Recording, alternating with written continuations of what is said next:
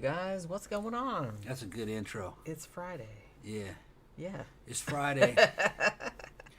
And it's another basically open lines. Anything you guys want to talk about, you can just drop it down in the comment section.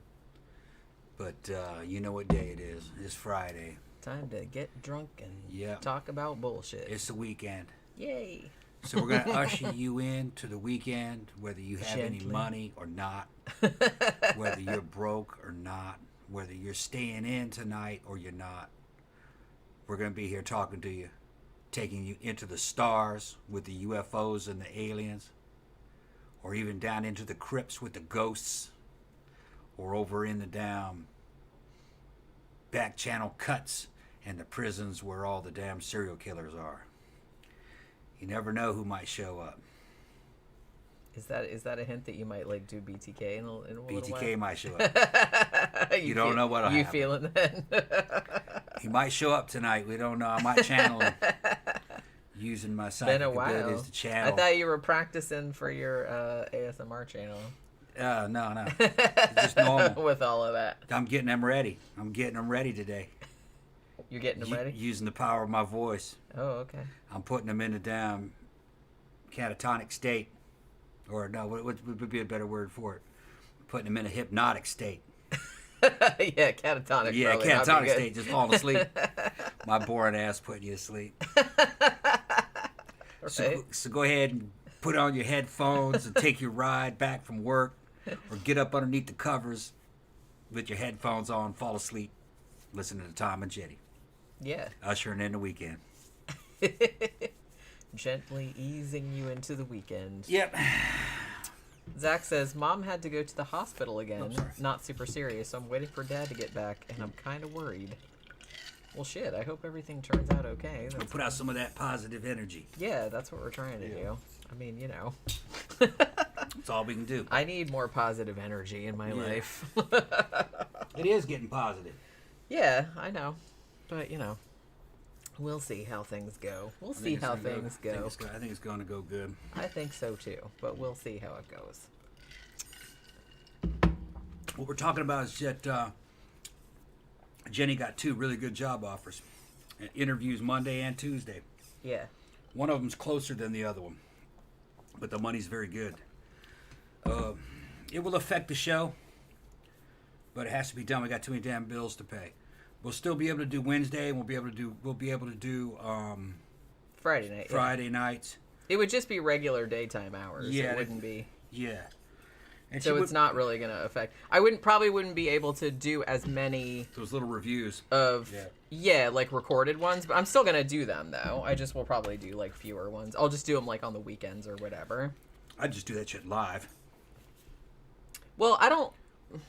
Take less time. No, I don't really like doing the ones with just me. Okay. Live, you know what I mean? Too much pressure on you. Yeah. Okay. You know what I mean?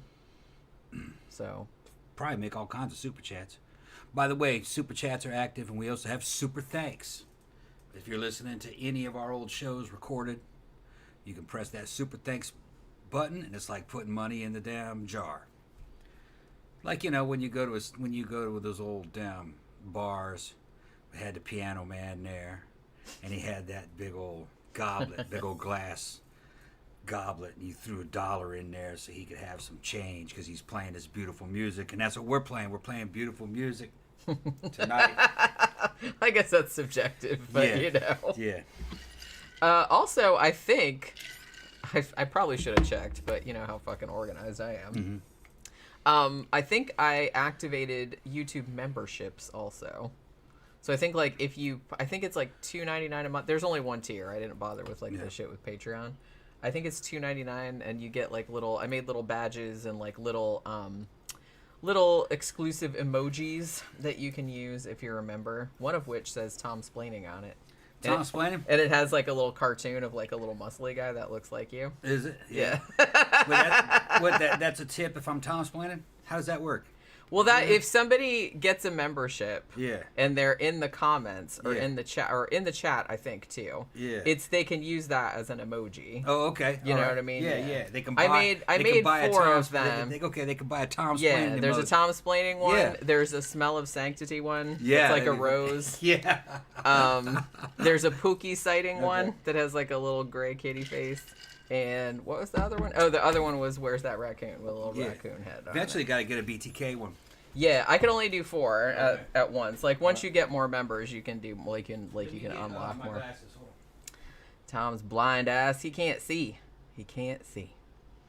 Zach says, "Good luck easing back into it, tasting back into it." I know what you meant. I know how annoying it'd be after not working a normal job for a while. Yeah, I'm nervous about it, but to be honest, I was just getting to a point where I was just like so constantly stressed out because I was always like behind, and I'm just like getting farther and farther in debt, and like I'm kind of freaking out. So, you know, it might be, I don't know. Like I said, I was looking for remote stuff, but then I was like, I got 2 calls from one job that's about 20 minutes away from here and one job that's about 40 minutes away. Yeah, that's a long commute. Yeah, but I've Not done way longer than that. Yeah. So I'm not really all that worried about it. The only thing I'm worried about is like, well, how long my car is going to hold up. But after I work for a few months, maybe I can like buy Just get another car. I'll get another car. Yeah. Because I don't want to jinx it. My car, it's a 2004. Yeah, it's been running good for a long time. It has. It's like that's been a really. I think I bought it used, and it was like kind of shitty when we bought it for like $1,300. I fixed it up. Yeah. Put a new ignition in there. New it was what do you call it, coil pack. Changed the alternator a couple times. Changed the tensioner belt on the front of the motor. Actually, it's the side of the motor on this one because it's a transverse engine. But it's still the front of the motor. It's just the front of the motor is pointed sideways. What else did we do? Replaced the air conditioner. That was the biggest thing that we did. That was and about put new tires on it too. New tires, but that's just regular consumable. Put new tires on it, new pads. That's just standard shit. But that was like the last generation of the old Ford Taurus. They had that bitch perfected by the time 2004 rolled around. They were too reliable. They had to pull those things. Well, and like I said, I don't want to jinx it, but we've had very little trouble with it. Yeah, 150, got about 180,000 miles on it, right? Or 170? Yeah, quite a bit. Yeah, and then the paint's starting to burn off the trunk. I mean, it looks like trunk and the hood. complete ass. Yeah, I'm not it going to looks lie. bad. Starting to look bad. But, it looks like a junker car, but it does run. It runs well. The only thing that it does is that the front shock towers are so old that there's a sag in the car, and it wears out the center parts of the tires in the center part of the tread so on you the have edge part. to replace tires more often than you normally would. It's got a high camber, the front end. It's like that. Yeah. And I took it to the alignment place, and they're like, "No, we can't do it. We can't do it because the frame, the shock towers have just sagged over the years. Right, because the car's so old. It's so old, right? So yeah, it's almost 20 years old. Right. So that's the only thing. It's like it's not a deal breaker. It's just that I have to replace tires more often than you normally would. Yeah. The only thing bad about the car by today's modern standards is that it's heavy. Ford Taurus is heavy by today's standards. And kind of slow. Gas mileage is just mediocre. Yeah, that Honda Fit. It's not great. It's not terrible. Yeah, I had a Honda Fit for a while, and like that the gas mileage was like really, really good. But it was like that was like driving a little bitty tin can. Yeah, it was like driving a tin can, but you didn't realize how fast you were going. It was super light. We were coming back from the Castle, that club down in Tampa. And I'd been drinking, and just having a nice calm drive, and looked down at my speedometer. I was going to 110 miles an hour. It's easy to do. And the car felt like it was just crawling. And it was like, whoa, had to back off. The handling was fantastic. And there was no one else on the road. Yeah, either, nobody. Yeah, I couldn't judge how fast I was going. And empty road, 4 o'clock in the morning. And man, that car was fast. You looked at it and it just looked like nothing. Looked like a fastback or a hatchback kind of economy car. That bitch was quick. outrun a I actually Mustang. bought that car new back in 2013 It was wicked. for $13,000. I couldn't believe it. Jen picked it up, and I was following her in my fucking souped-up fucking Mustang, and she would just leave me in the dust. I couldn't keep up with her. And I wasn't even. She wasn't even trying to go fast. She would just fucking take off. I was just because I would do that too. I'd be like, oh, whoops, look how fast I'm going. It was like a motorcycle, man. Super good acceleration, super good handling, and could just stop on a dime. It didn't weigh anything. I mean, I wouldn't mind having another car, having another Honda Fit or another car in that class. That's what I would because, get. like I said, if I get Zach says, what are the jobs for? They're graphic design jobs, both of them. They're good jobs. I can't do fuck else. So yeah, they're very lucrative. Even that close one, even the part-time position, which I don't think she'll get that. I think they give her the full-time one. Even the part-time. Well, was they said good. the hours were flexible, I think. Yeah. So it's like, I guess you can kind of pick, or I guess it'll probably have to do with how much work they have and shit like that, I'd imagine. Yeah, even the part-time, the money was significant. Well, like I said, that's Make a good big difference. because one, I'm caught. I have like the big bills are paid, but it's mostly like my credit cards. I'm kind of behind on them. I'm not behind on them, but I'm could get behind on them if I don't make any more money. We lost all those patrons, which meant we lost $300 a month. Over a few years, it just slowly declined. And I definitely, and especially if I'm going to be working a job, I need another car. I'm not I can't afford to buy a new car, plus my credit is terrible. Yeah. So no one's going to finance me one. She's right at the point where fucking $200 or $300 a month makes a difference, makes a big difference on her. So she's right on the edge. Sometimes she comes up short. It's okay, we can cover it, but it's rough. This would fucking be a game changer. And like I said, it causes me a lot of stress. Yeah. You know what I mean? She's just on the edge of not really making it all the time. Yeah. But this would be a total game changer. Yeah, I would not have to worry anymore. Because she would still have basically the income from the show and the books and everything else. Because like I said, I would does. still do that stuff. I would just have to do it like in the evenings and weekends instead of just working on it all day like I do now. Ad revenue and books and all that shit would continue to come, but this would just be bonus money on top of that just blows it out of the water. And it would get this place paid for a lot faster.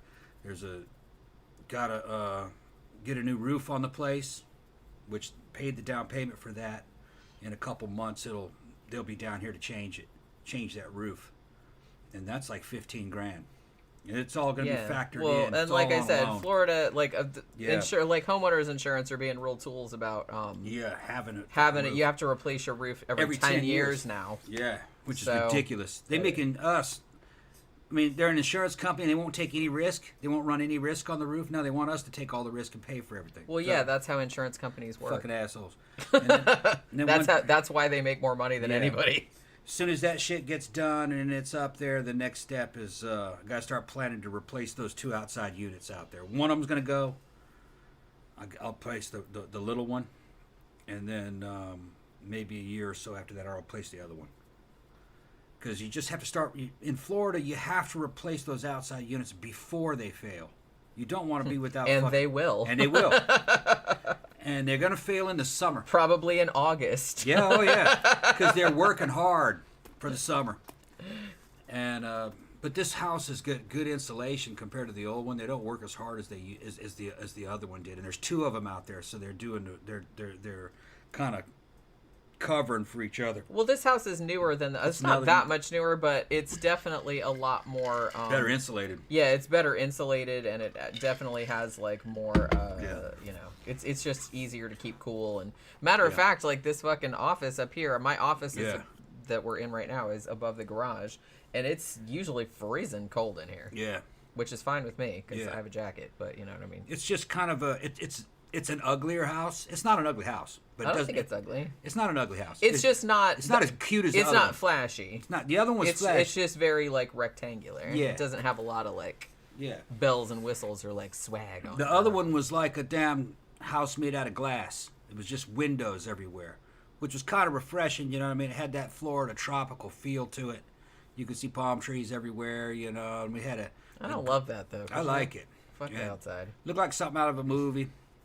And when you went down the street, it looked like an artificial fucking, which it was, an artificial neighborhood out of Disneyland or something, just looked real corporate and fucking clean. You look like you were in the mall or something. I like how it looked. But the houses were close together. These are all spread out, and it's yeah. That was the bigger only thing. scale. It usually didn't bother me because our neighbors were quiet. Yeah. But yeah, like the neighbors were like right. It was like 10 feet away. Yeah. Like not even. And I was like, that's really weird that like the houses are that expensive and they put them that close together. But Well, here some the people houses want are those. way far apart. Some people are just, especially like foreigners that move here, they love having those houses real close together. That's kind of what they're used to, I guess. Kind of feel like they've made it or something. Look, we're in the neighborhood. Here, where everybody's all spread out, the big houses like this one are all on just under 1 acre, 0.9 acres. They didn't want you to have 1 acre because then you'd legally be able to shoot a rifle on the fucking premises. Well, some people still do it They anyway. still do it 'cause anyway. I hear it. Yeah, they I still do hear it anyway. They're out there shooting fucking ARs and AKs. And although at the old place you were at, there was a guy who had some kind of suppressed submachine gun or some kind of suppressed and some kind of suppressed pistol, or it was a submachine gun on semi-auto or full. But I could hear it, pop, pop, pop, pop, pop, pop, pop, pop, pop, pop, pop, pop, pop, pop. Some kind of 9mm, and it was sometimes you go brr, brr, brr, full auto. But it was coming out of a real expensive farm, probably $1 million at least farm. Remember the one with the cows and the horses and the big barn right behind the walk? Yeah. Yeah. What was that little pathway? Where Path Kitty lived. Exactly. It was Path Kitty's house. Yeah. Whoever Path Kitty's owned house. Path Kitty, that dude had a submachine gun. Legal They one. had a lot of land. Yeah, a lot of land. Yeah. Dave says Big Tom from Mannequins has a Chevy Trailblazer for sale for $3,500. Oh, okay. Wait a minute. That's a truck though. Yeah. I don't know how I feel about that. Yeah, I think I gas would. guzzler. Yeah, I think I would rather have like a smaller. Yeah. I mean, I can't. Like I said, I'm gonna like save up and get a new car. Like I said, my car that I have now like runs for Yeah. now. But like I said, it's old, so I'm kind of like worried about how much longer it's gonna last, especially if I'm commuting for work again. Yeah, she needs an economy car that a driver like her can easily handle. And I need And something that's- that I don't have to finance Yeah. because, like I said, my credit is fucked. Yeah. She's actually a good driver, but she doesn't have a lot of confidence in herself, I think. She was fucking tear-assing around in that Fit, but she didn't realize it because that car was so easy to drive. I do It have a was quick tendency and to fast. speed. Yeah, she was speed. You know why? Because I'm impatient. I'm just Yeah. like, let's go. I got to get there. Come Yeah. on. Heavier cars. I get that from my dad. Heavier cars are more challenging for somebody like Jen. It's better When to I give 'em- when I drove your Mustang, it was Yeah. driving me crazy because Yeah. it felt like I was like I had my foot all the way down on the floor and I was like, go! Yeah, like it no, wasn't that going. that fucking. It's not like that fit. That fucking gas pedal moves way down to the floor. That's what I'm saying. I'm Yeah, just like, it's- why am I only going 60 miles an Yeah, hour? This no. is bullshit. That fit. My had- Fit, you could just go like yeah, you that just and touch you'd it be like, yeah, it's because it was. and I'd be all- like, woohoo! yeah, it's because it was all fucking real modern, drive-by-wire type stuff. Oh, we got a super chat. Thank you, Jeffy Art. About to head to a prior engagement to support a few friends. Would much rather be hanging out with you guys. Aw. Have a few drinks on me. By the way, Tom, I'm wearing my fancy boots tonight. Okay, yeah, man, that's right. Fancy boots. Yeah. Thank you so much. Thank you so Okay. much.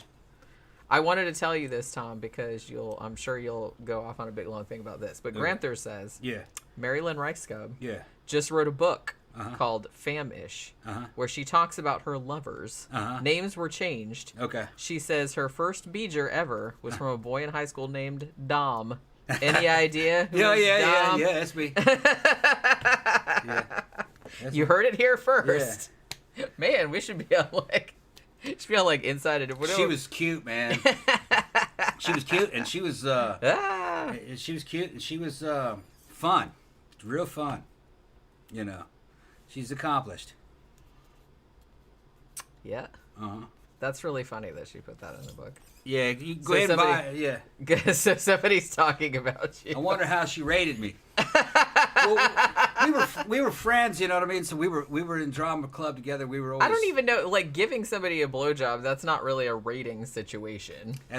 Well, it was. I feel like both ways. the receiver would be. Yeah, we were switching up. Oh, okay. We were switching up. I was just gonna say. No, I just feel like the receiver in that case. No, that was only part of what happened. Not the giver. That's only part of what happened. Oh, okay. Yeah. So we'll have to buy her book and figure it out. No, I don't care. Let her tell her stories. Let her tell her stories. You do so care. Down. Graham said she also talks about French kissing Tom Cruise for 45 minutes for a scene in Magnolia that was cut from the movie. Oh, okay, yeah. 45 whole minutes, holy crap. Well, I'm sure it wasn't 45 minutes in the movie, but it's just, all the takes they had to do. Yeah. I don't know if I don't think I would want to French kiss Tom Cruise. No thanks. No thanks. Oh, he's probably cool. No thanks. I don't know. No, he's thanks. kind of an uptight guy. He probably just, takes it all professionally, That's what I mean. Well, Yeah. and like I said, it's like, don't get attached to me, bitch. I'm Tom Cruise. Tom fucking Cruise. Well, plus, I think I've mentioned this before, but I don't really find Tom Cruise sexy at all. Because, like I said, sexy and attractive is like it's a complicated metric.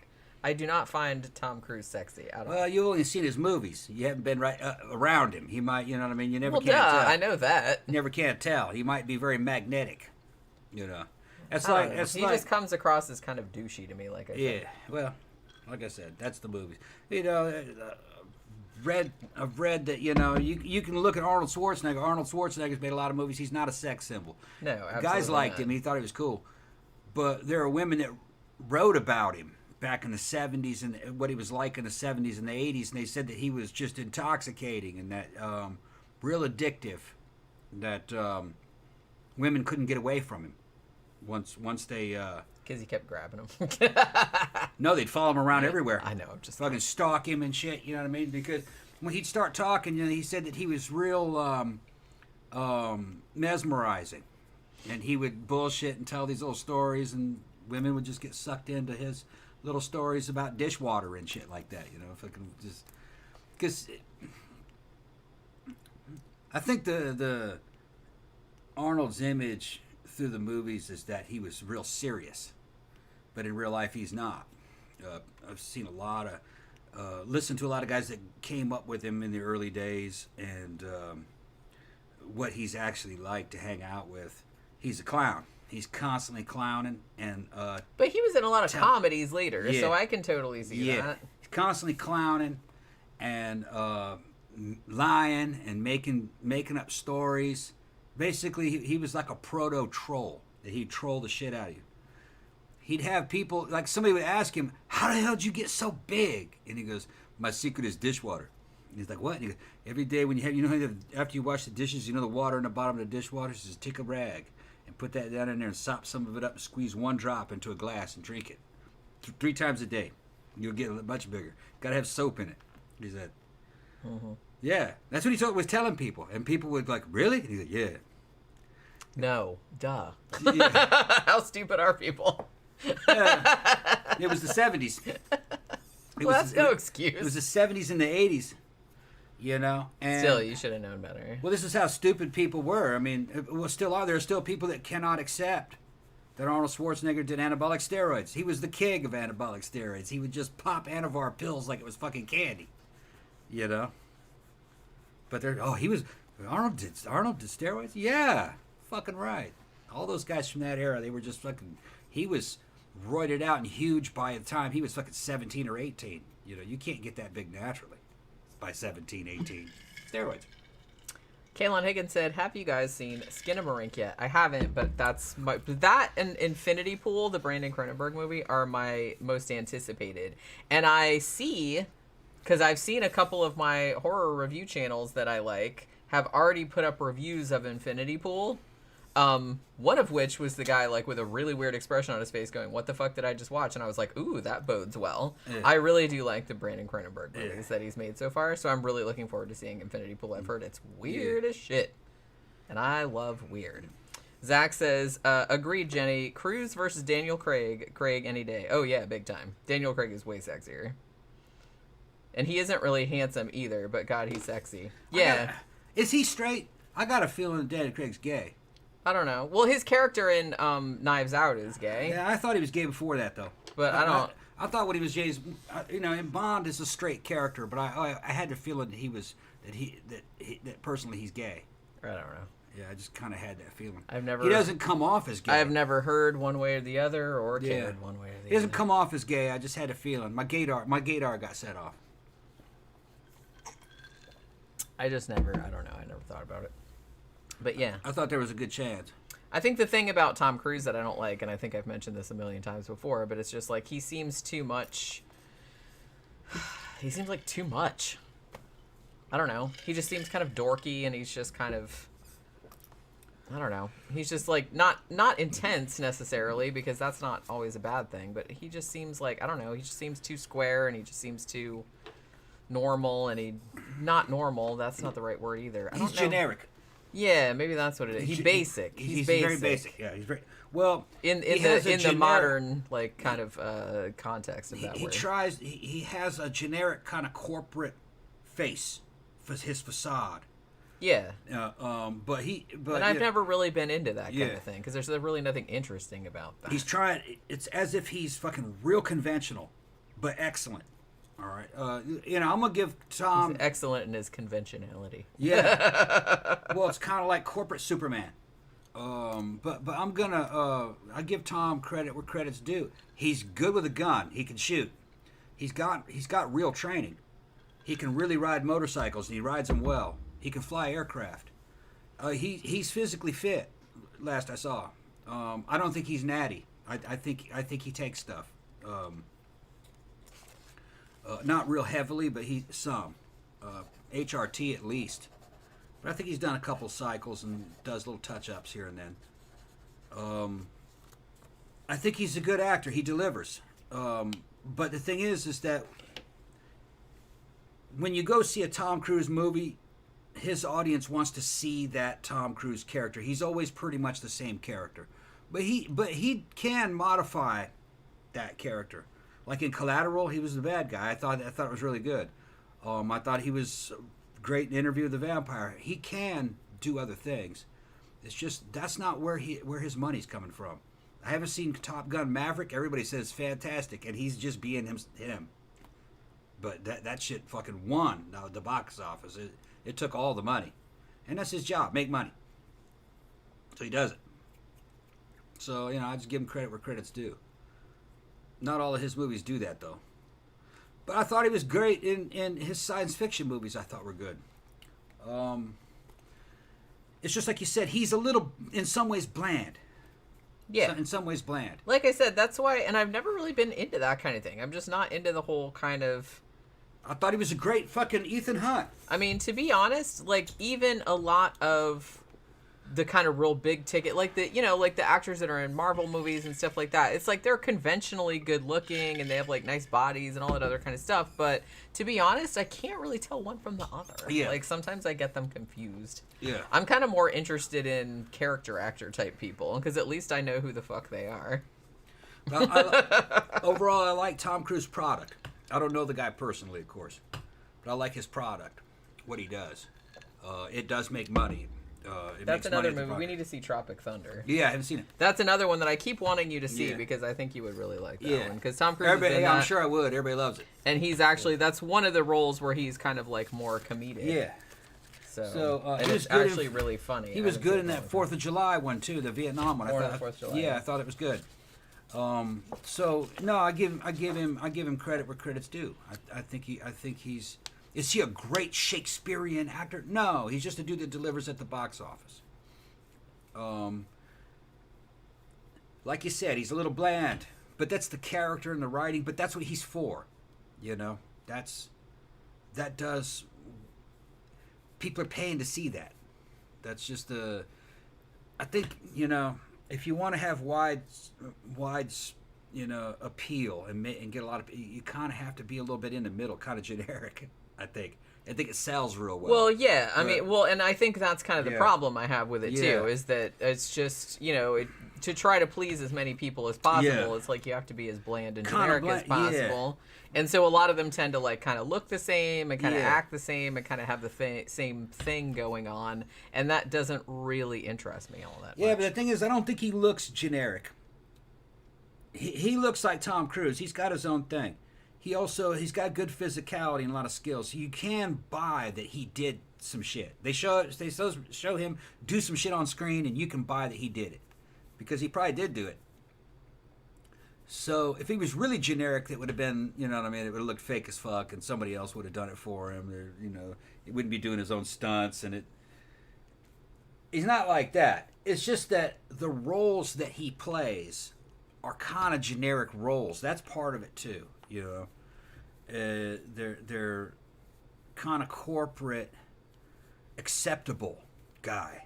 You know, everything about him. Usually, he's pretty acceptable.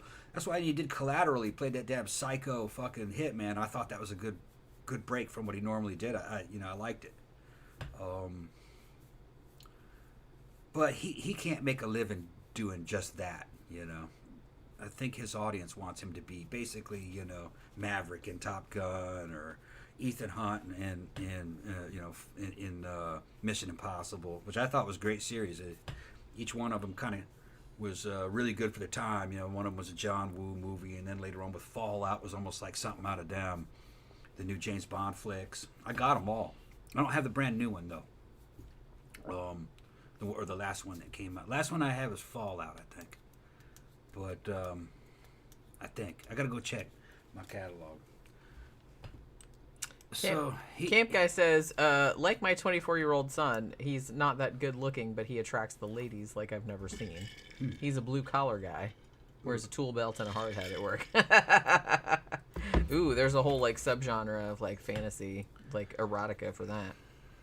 Slasher Fred says, since you have reviewed The Ghost and Mrs. Muir, one of these days you should watch and review the 1940s comedy Arsenic and Old Lace. I've actually been wanting to do that one. Yeah. We should probably do Hush Hush Sweet Charlotte also, since we did Whatever Happened to Baby Jane. Tom Sykes said Tom Cruise is an idiot for not putting out enough for Mimi Rogers. Yeah, well. And then Tropic Thunder. One of these days you should review Risky Business. Gramthars says, what would Tom Cruise think about kissing the same mouth which smoked Dom's bone? That's what see, now that you mention it, you know that whole 6 degrees of Kevin Bacon game? Yeah. You are only 2 degrees. Yeah. Wait, is that 1 degree or 2 degrees from Tom Cruise? Yeah, me and Tom Cruise hitting the same chicks. Yeah. Oh, now you can tell people that, like, when you want to impress them. Yeah. Oh, it wouldn't surprise me if he got some of that. It wouldn't surprise me. Mary Lane's cute, man. She got cuter as she went. Ooh, what happened? Oh. And she was funny. My computer wanted to restart, and I was like, no, don't do it. Hopefully it's not going to restart. I told it not to. What? Oh, my computer came up and said it needs a restart, but I said restart it tonight, and it's like, okay, but then it like flashed at me like it was going to do it anyway. And I was like, all okay. Right, well. I think it's all right. Yeah, I think probably it's ignored it. It just opened the settings window. That's fine. Yeah, if we lose our connection, I just panicked because I was like, "What is that flashing at me?" Yeah. Zach said, "I actually think Michael Stolberg is kind of sexy too. I don't actually know who that is, so I'm not really sure what you're talking about, but I'll look him up later." Tom Cruise is one of the last true movie stars, though. I don't think nobody else is a movie star. None of the newer ones. Think of one that is a movie star. I think Tom is like the last of that breed. There may be a couple of them that are with him, but are from that same generation. Nobody else is really a movie star, you know, unless you guys can think of somebody. I'm having a hard time, but like I said, it's just because I don't usually watch those real big tentpole movies. Yeah. Like, you know what I mean? Tom Sykes said, I just saw the 1993 film Blood In, Blood Out, and I must say it was a good-ass film. Tom, you'd probably like it. It's free on YouTube. What is it? Maybe we should check that out. What is it? We did start watching, after the show on Wednesday night, like, even though it was kind of late, we actually did start watching The Ghost of Flight 401 on YouTube. Started falling asleep. Ernest Borgnine. Yeah. Well, we started falling asleep, and also... It's a terrible, terrible copy. Terrible copy. Like, you could barely see what was going on. You could barely hear it because it would look like somebody had taped it off TV back then, and then they made it, they ripped it to video. And so, like, there was just woo, like this hum, like, in the background. It was, like, drowning everyone's dialogue out. So we only got to the part where, spoiler alert, Ernest Borgnine died in the hospital. Yeah. And then I was just kind of like, I don't know if I can watch this anymore because it's like... It was not a compelling story either. It really wasn't. It's No. like, you would think that, something about a fucking plane crash. I mean, admittedly, we didn't get to the haunting shit yet. Yeah. But all the build-up at first, I was just kind of like, will someone die and, like, haunt some shit already? I'm just kind of like, I'm kind of over it. And it's like, well, I think I was just mostly mad because I couldn't see anything. Mm-hmm. Like, they're all in the cockpit, and it's like, fuck, I'm like, it's dark. It's like, all I can hear is, like, people's voices mumbling, and it's just like, I can't really tell what's going on. So we just kind of gave up on it. Yeah. But, I don't, so I might finish it one of these days, but I don't know. I mean, we had been watching, I've actually been watching, because remember Oracle recommended on Hulu, I think it's originally on History Channel, but they have The Food That Built America, that series, and we've been rewatching that. That series, it's season 3 they just put up. That series is fucking fascinating. I mean, all of those, the whatever that built America, there's the men that built America, the machines that built America, there's all kind of different ones. But the food one is, to me, like, the most interesting, because I'm all into food. But, yeah, like, we watched the one we watched last night. Well, we watched a bunch last night. We watched one. Well, we had to watch the one because it was about Little Debbie's. It was Little Debbie's versus Entenmann's. There was that one. And then there was one that was, like, Taco Bell and Arby's.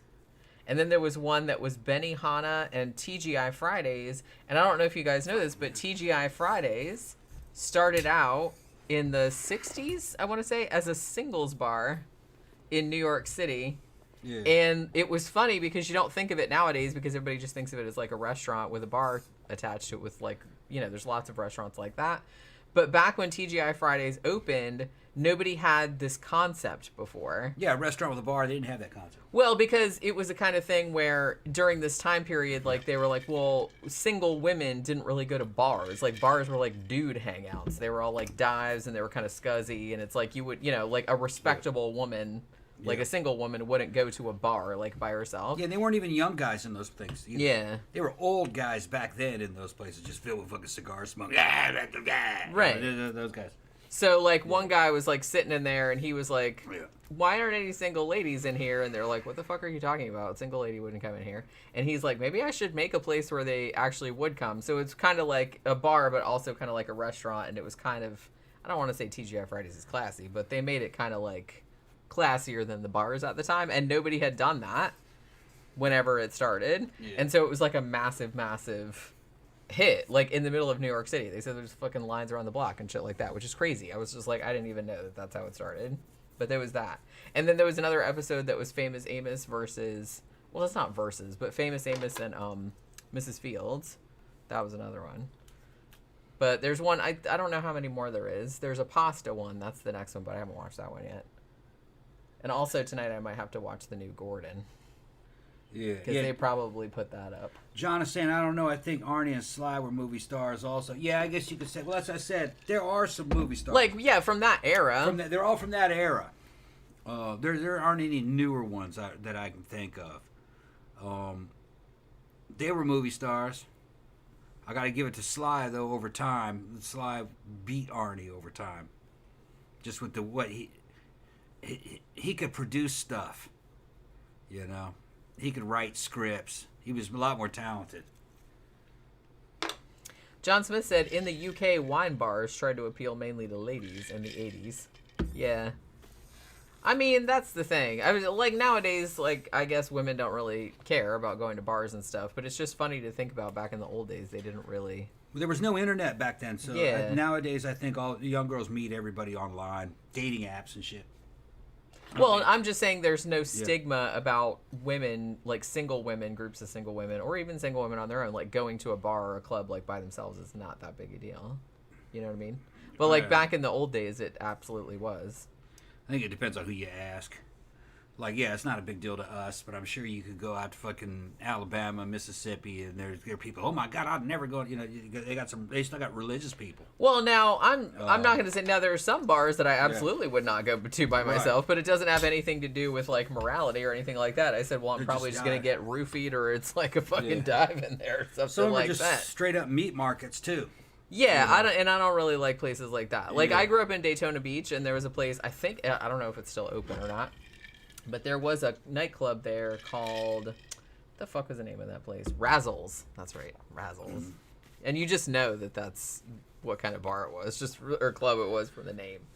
But that was just kind of like where everybody, that was where all the basic people went. Yeah, basic bitches just, and jocks and shit.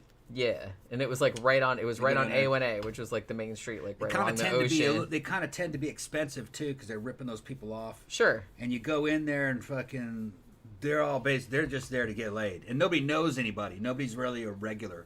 That's another weird thing. They're not really regulars there. There isn't really a scene there. Those people might go there maybe once or twice a month, once every 2 or 3 months. Some of the ones that that fucking I knew about. Yeah, I haven't been in any place like that since I was in the Army in Nashville. They had a lot of those. Yeah, that seems like I don't even know if there's places like that anymore. I mean, there are, I guess, but I don't. Yeah, know. there are. I wouldn't go to them. There are because remember we're at the Falcon. Yeah. Some of the people in there came from a place that was like that up the street. That's right. Remember? Boy, did they come into the wrong place. Yeah, the Falcon wasn't all that. Yeah. Well, the Falcon is just like, it's small. It's not a club. It's a tiny bar. Yeah. Gramthars said, would Jenny go to the Oasis on a Saturday night by herself? Absolutely not. Absolutely What's not. the Oasis? That place you go all the time. Oh, that Oasis. I thought he was talking about another. He goes there like twice a week, and he's like, what are you talking about? No, Jenny wouldn't really set foot in the Oasis. I went there once. Yeah, but... I mean, during the day, it was fine during the day. Yeah, during the day. I wouldn't go there by myself, though. No. Fuck that. Now, see, I used to go to iBar by myself, and I didn't have a problem with that. I never had any trouble. Not really. No, not at iBar. No. Well, I knew everybody. Yeah. You know, so it's kind of like different. When I knew everybody that worked there, and I knew a lot of people that were there. Yeah, and it was usually people that wouldn't bother you. Yeah. You know? So I went there by myself lots of times, like back in the old days. Yeah. And it really wasn't a problem at all. You know, every now and then, yeah, people do get roofied places, but it happens. That's not regulars doing that. But not, yeah, it's not, that's not people we know doing that. Yeah. As far as I know. It's usually just like randos walking through there. John Smith said, in Glasgow, we have the final tradition of old man pubs. Pubs and bars populated by mean old men that don't want anyone under the age of 40 in there. Yeah. I always kind of wondered about if they still had that going on, like in this day and age, because I know that's the Oasis is kind of like that. Yeah, it is kind of like it's grumpy old men. Yeah, during the day, the clientele changes. It depends on what day it is and what time it is. Sunday, it's all bikers all day. Saturday probably too, but Sunday's the big day. That's when people are off work and they're riding. It's bikers and their girlfriends. Nighttime, I think it's more of like a damn country, like a country-ish or a redneck fucking meat market, I think, during the nights. There's fights happen there, and they're playing music like fucking Kid Rock and Monster Truck and shit like that. But those bikers aren't in there during those hours. But no, Sunday is the big biker day. And it's just like I said, just during the day. Weekdays, from noon to about 5, it's grumpy old drunks, old guys, and old women. Well, yeah, I mean, it's like a weekday, and they're in a bar drinking in the afternoon. In the afternoon, yeah. So, you know, that should tell you something right there. Yep. So.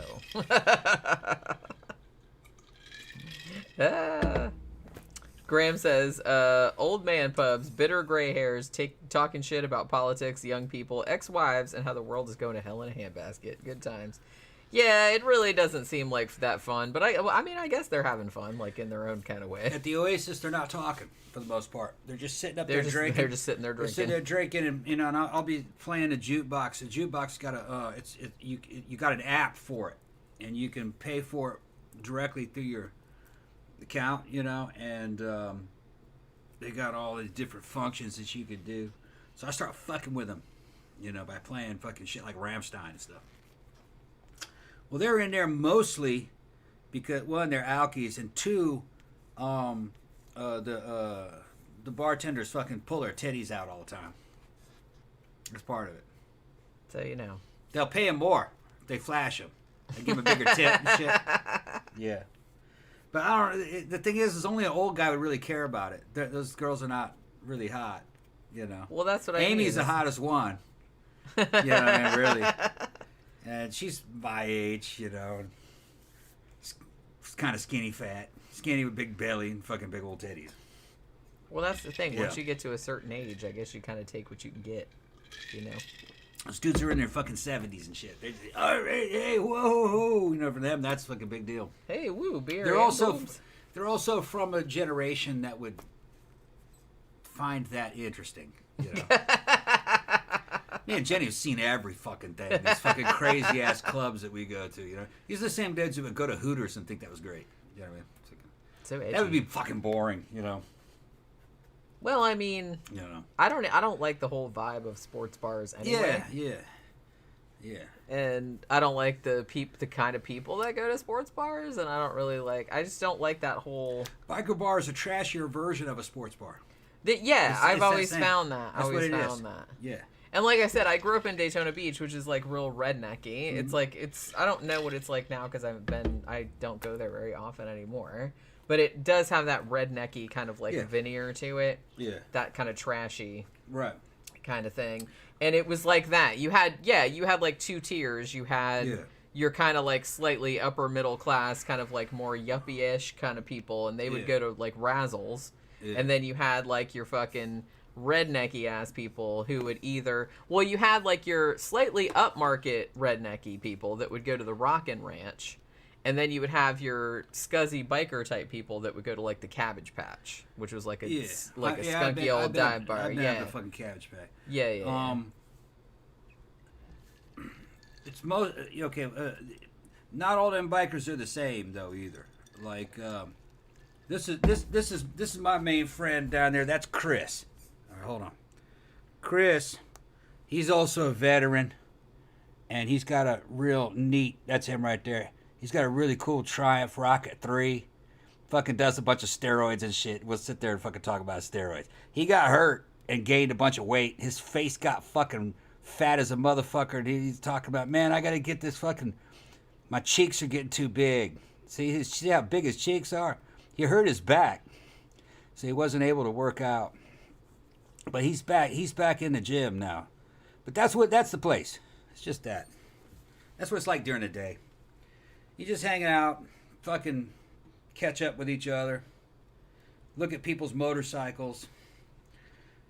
What I was taking a picture of out the door was like a dude's. They got one dude that has a shit ton of classic cars. You messed my lighting up again. That's all right. They got a dude that's got a shit ton of classic cars, like mid to late 60s Camaros and fucking GTOs and shit. He must have 8 or 9 of them. And the dude's a total wreck, man. He's late 60s, overweight, can barely talk because he's constantly fucking drunk. But he's got about 10 of these fucking fantastic show cars that he builds and just drives them around. Takes them to that place. I've posted videos on him before on my Instagram. He's got he does great paint and everything. And you look at the guy and you're like. And he actually does it himself, and you wonder, like, how the hell did he do it? He's in such bad shape, you know? But when there's a will, there's a way, you know?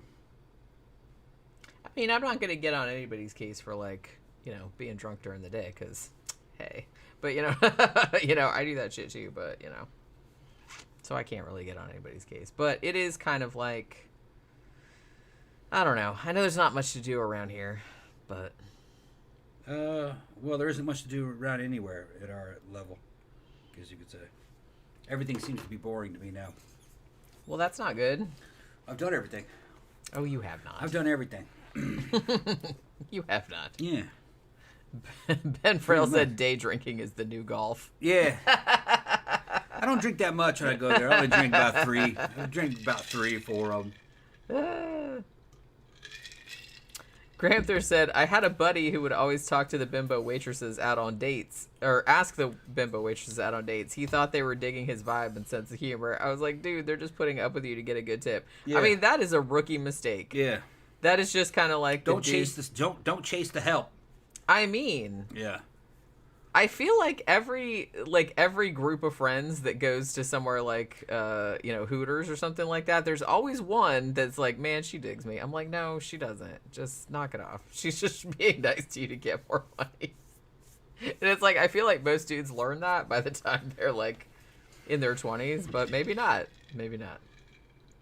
John Smith says, do shrooms for breakfast to liven up the day. Sure, I could see that.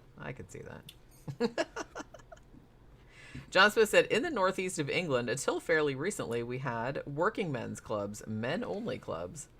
Yeah, there were some bars here that were men-only, but I think that was maybe only until the 1970s. Like, actually, watching that Food That Built America show, here was something that I didn't realize. Remember when I said a long time ago that I didn't realize that a woman couldn't get a credit card, I think, in her own name until 1974, which is crazy because I was born then. That was like in my lifetime.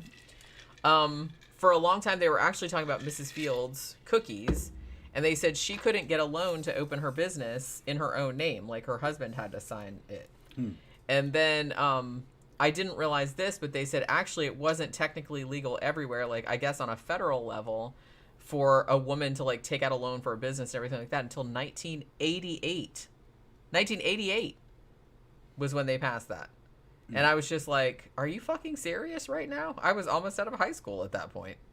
That's crazy. I never realized it was that late. All right, so if you guys have any subjects you want us to talk about, go ahead and any questions or anything, you can drop them off into the damn comment section. If not, we're just going to bore the fucking universe and the entire internet with our tales about being drunk at the damn bar and whether or not a woman could have a bank account. We're the what's boring about that? Nah, it's just fucking boring. Let's talk about something. And like all your and you talking about steroids all the time. It's like real super scintillating. Yeah. It's all boring. It's all boring. What else? Okay. So if everything's boring, why are you even here? Why are you even here? I'm drinking. I'm trying to drink. Man, look. Next thing you know, fucking BTK is gonna show up in this bitch. Where is he at? He's right there. I can see him. I'm gonna get him ready. You gonna get him ready? I'm gonna get him ready. You want to get H.H. Holmes next to him? He's H.H. Holmes. I don't know H.H. Holmes' voice. Well, nobody knows H.H. Holmes' voice. Yeah, I don't know think. His voice. He hasn't spoken to me from beyond the grave yet. Oh, okay. He hasn't spoken to me. Look at him. Look at his head bobbing around. Yeah. These are fucking great, man. Somebody sent these to Jenny. Sophie sent us that. Yeah, that's right. It was Sophie, right? Yeah. Yeah. That's because I was. Did she send H.H. Holmes? No. That was somebody else. That was from somebody else. But speaking of Sophie, Sophie's going to be coming next month. Yeah, that's right. She's coming to visit. And she wants to do the Friday. It's going to be like Friday the 24th or 25th, I think. Of February. Yeah. Yeah. So she'll do the show with us, and then we're going to go out to Mannequins. So David will be able to meet Soph. Soph's only done one show with us before. That was a couple years ago. That was when we were at the old house. They were at the old house. So she's going to be here for about 5 days, and then she's going to go back to Michigan. But so that should be fun. What else? John Smith said, I discovered something recently. In Switzerland, women could not even vote until the 70s. Yeah, I had heard that, actually. I don't know what the fucking deal is, man. Won't give us no money. Won't let us vote on nothing. I mean, I know what the deal is. Voting's fake anyway. No matter who you vote for, they've approved either candidate. They own them all. By the time they get to that level, the rich people will always win. The house always wins. And it's just a puppet. They don't do anything. They had that. What was it? Princeton University, I think it was, did that big study to analyze government activity with elections and laws as they pass through the Senate. And like consistently, 99%, everything was against the people and for whoever paid for that law. Over and over and over again. So it's not a government, really. It's just a machine that's sucking you dry like a parasite. Because it's all paid for. Ben says, I thought you had a new kitten called BTK. I would never name a kitten BTK. No. I would never saddle. What's BTK's first name again? I forgot. Oh, shit. What was his name? Charles. No, Dennis. Dennis. I'm going to say Charles. Oh, Dennis Rader. Fucking Dennis. Hold on. Oh, Dennis. Don't break his head again. Not his gonna head break broke off. Camp Guy said, my parents got a small business administration loan when Jimmy Carter was president. As a minority woman-owned business, Mom had 51% and Dad had 49%. Yeah, that sounds about right. That sounds about right. Let's see. Ben says, giving women the vote signaled the destruction of Western civilization. Yeah, okay. It will always go towards sensitivity if you do that. What are you even talking about, Tom? It'll go... I don't know. It's just I know you don't know. I don't think voting matters. They've got that system totally rigged anyway. And I think it was always like that. It was just the illusion of choice is what they had done. Because I can't see oligarchs, rich people, and companies that own this government. I can't see them giving people, especially regular people, any say so in anything. So I think it's just fake.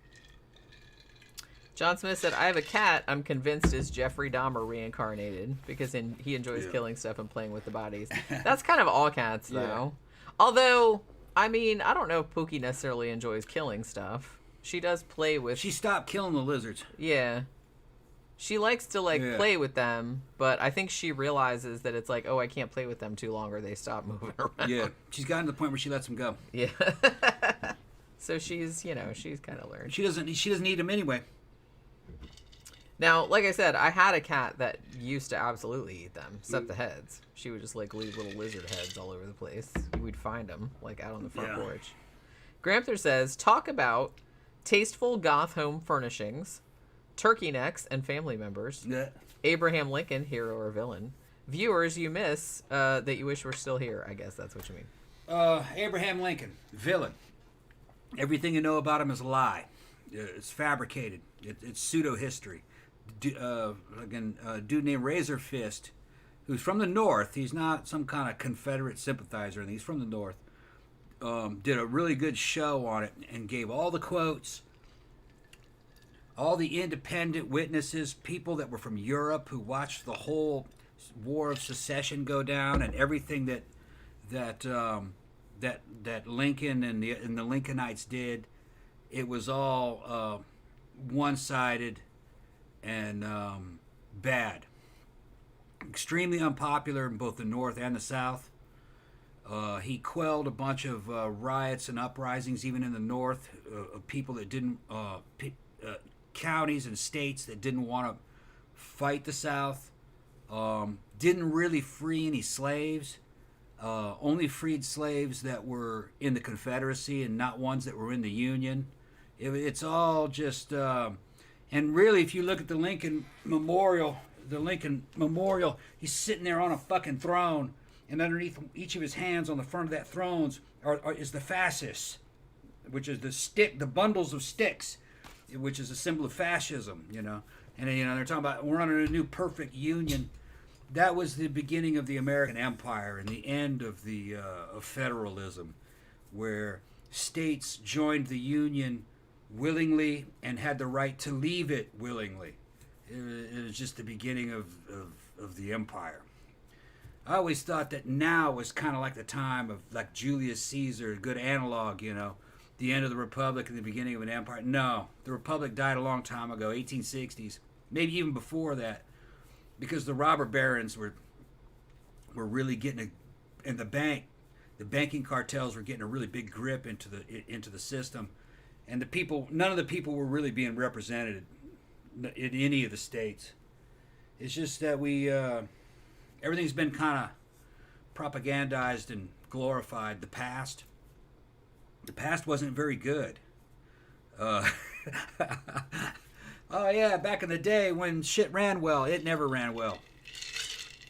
But Lincoln himself was jailing anybody who spoke out against him, even in the North.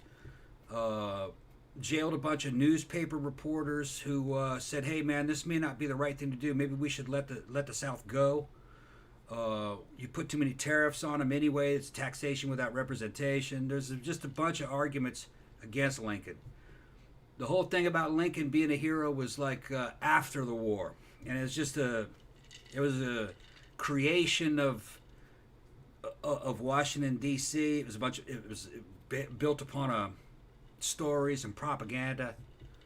No, he wasn't that good. He wasn't good at all. He's kind of like the America's version of Stalin. There were concentration camps in the South and everything. Now, Stalin killed a lot more people, but Lincoln killed a lot of people too with his policies. He sent Sherman down here, and Sherman and his wife actually discussed in the letters about the outright genocide of the Southern people, black or white. Sherman's army hung just as many black people as they did white people. It's all there. They got photographs and everything to prove it. It's just, no, it was bad.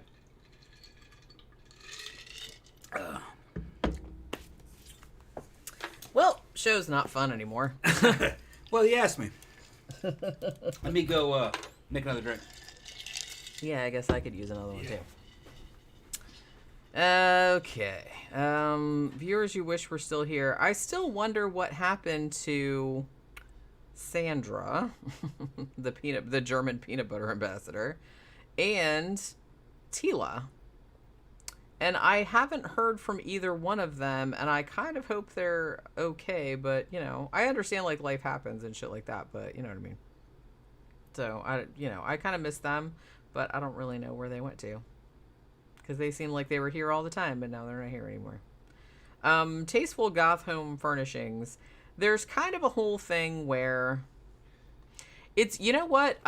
Nowadays, it's a lot better. There's kind of like an embarrassment of riches because I think that, you know, home decor, like manufacturers and stuff like that, they actually realize that there are people out in the world that want Halloween-y looking or spooky looking stuff like all year round, but they don't want it to look like a fucking, like I said, like a JC's haunted house in your shit like all the time.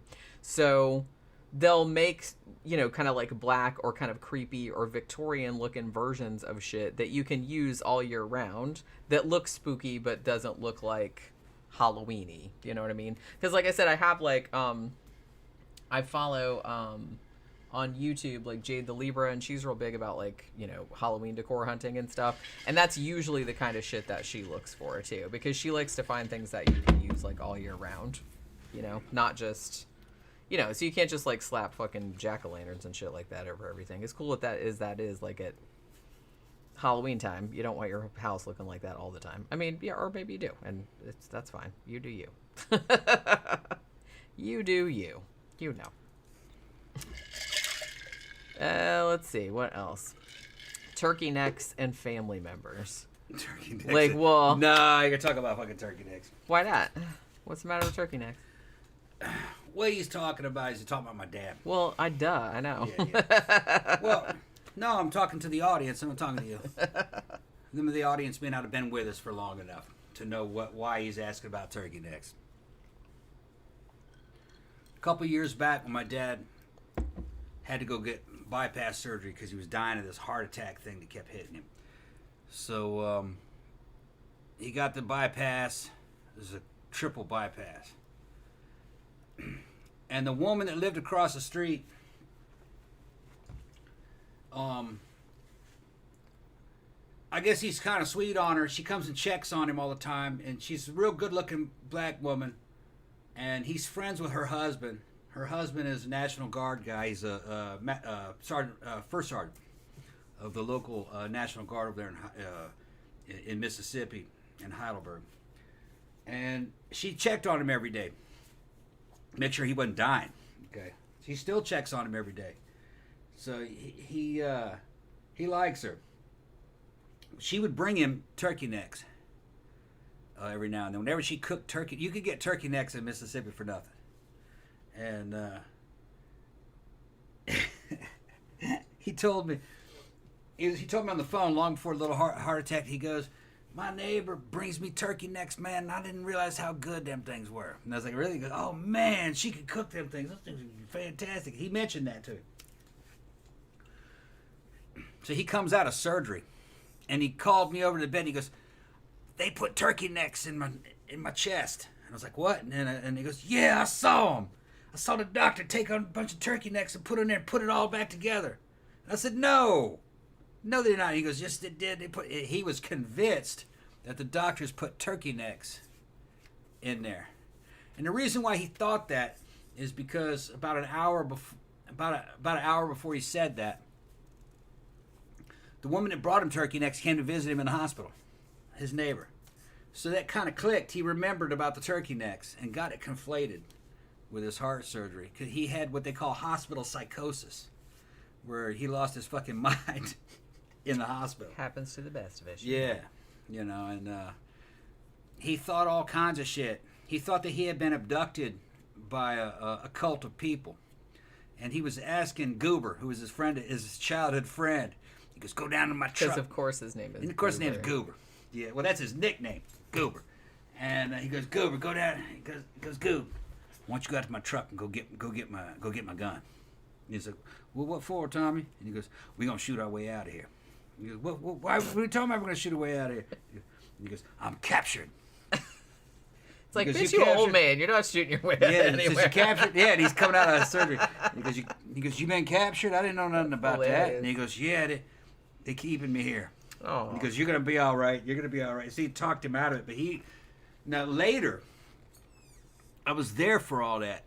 I was like, what the fuck is he talking about? You know? He goes, they're going to try to stop us. We're going to shoot our way out of here. Well, we thought we just thought it was hyperbole. Right. You know, that he was just fucking around. No, later on, he called me and he goes, he was like, this is weeks later. He called me and goes, man, I thought I had been abducted in Laurel. You're like, yeah. And I said, you got abducted? He thought you got abducted because, yeah, I thought I had been abducted by a cult and taken into that hospital in Laurel, and that they were shipping me all around the place and doing stuff to me. And he goes, I thought it was a cult that was just disguised as the hospital. I was like, really? And he goes, yeah, I really believed it. And I said, you told me that they put turkey necks inside your heart. And he goes, yeah, they did. And I said, no, they didn't. And he goes, they didn't? And I go, no. Why would they do that? Yeah, and he goes, I saw that though. And I said, no.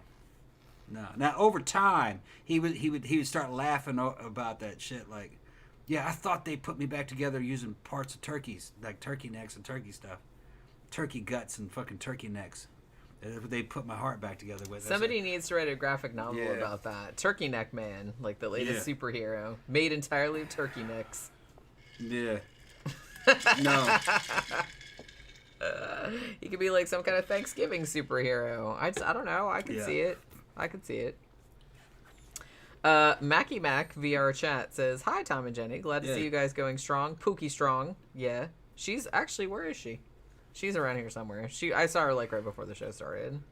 Do we still buy CDs? If so, what was the last CD you two bought?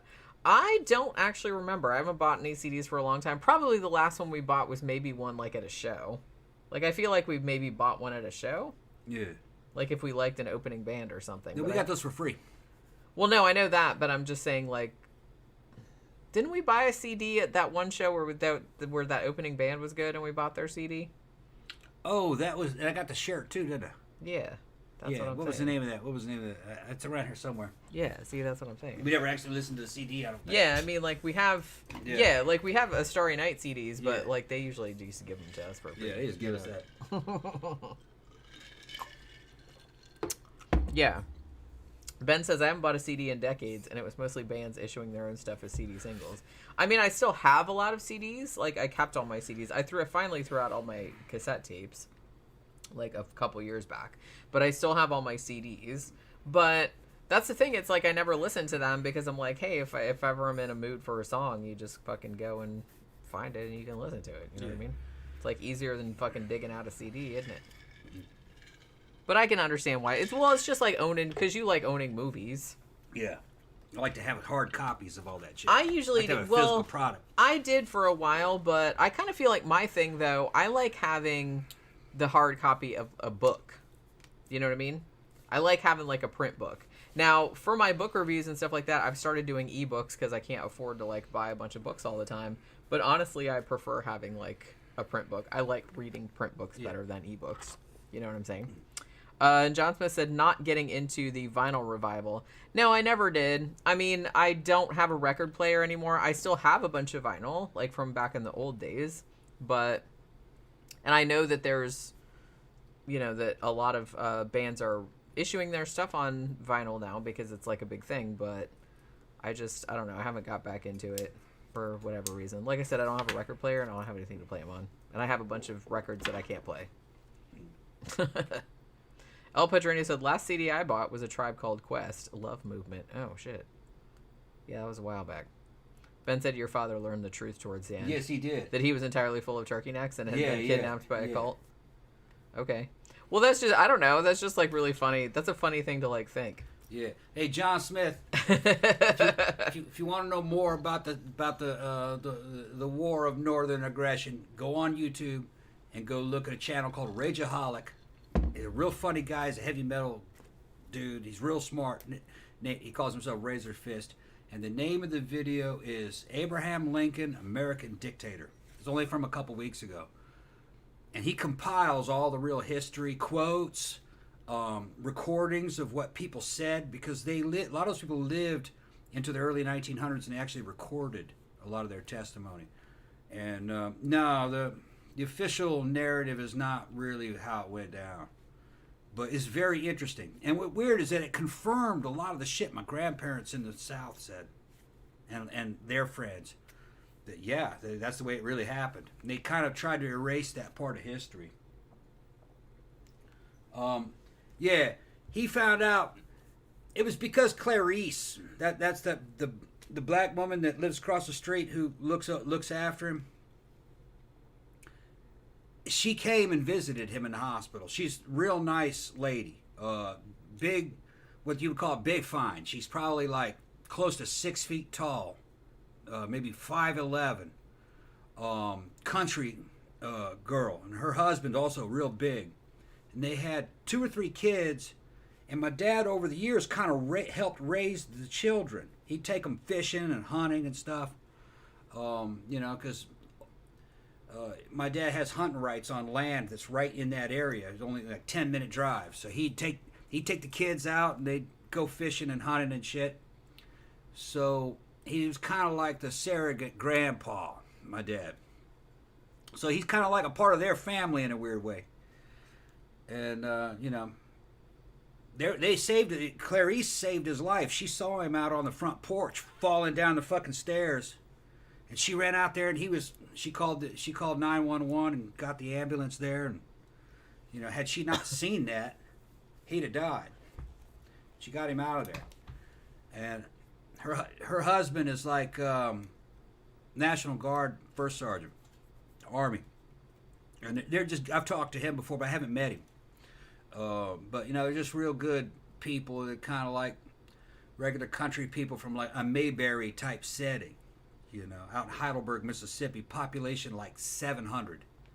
It used to be an old German town, in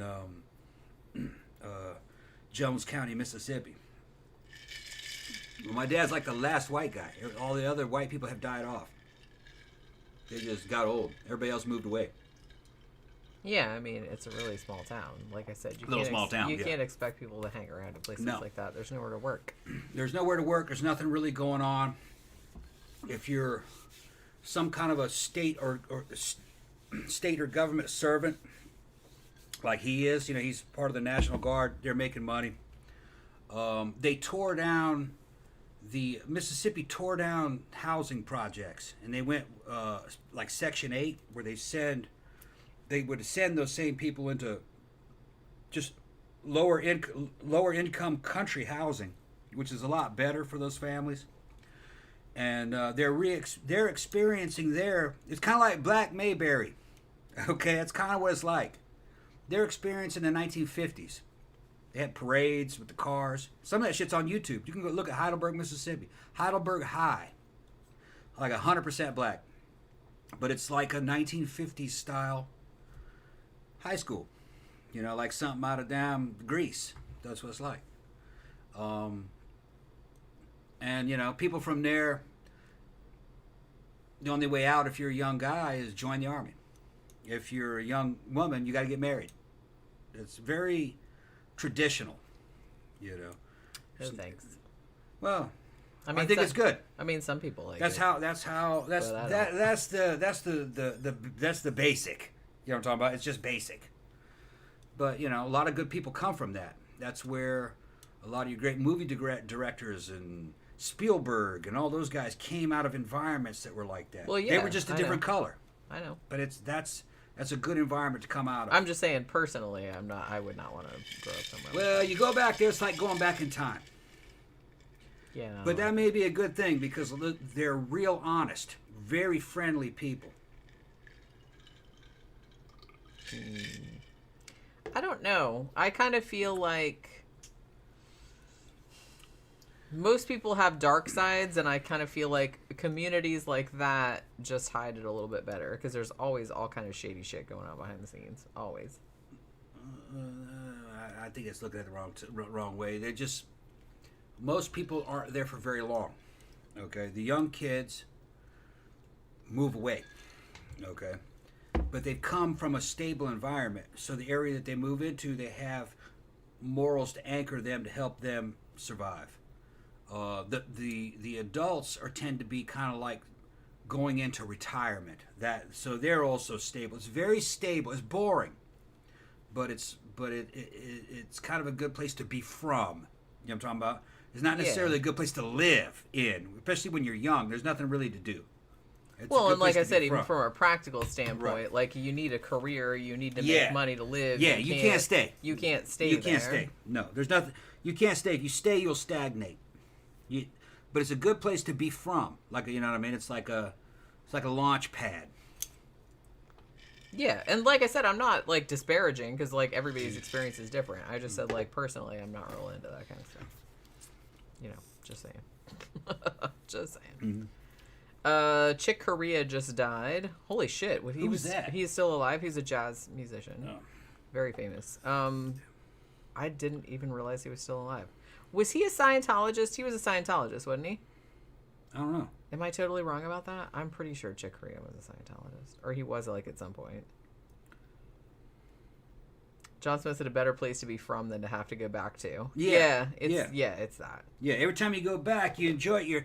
I go back, I'm happy for a while, and then I talk to some people, and I'm there for a few days, and I realize why I left. I says, man, that place hadn't changed. I kind of feel everybody I know that came from a town like that, they say the exact same thing. Yeah, you love it to be back, and a few days later, you're like, oh yeah, I forgot. I forgot. This is why I left. This is why I don't live here anymore. Yeah, right.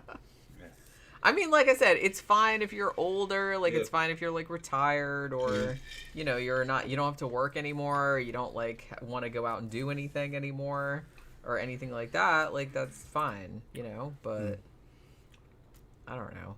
I don't like that kind of stuff. But I know people do. And like I said. It's been about a year. Okay. Chick Corea died of a year ago. Oh. Okay. I didn't realize. I don't even know who that is. Well... I'm not into jazz music. I didn't know that. Well, I wasn't either, but I still know who that is. Never heard of him.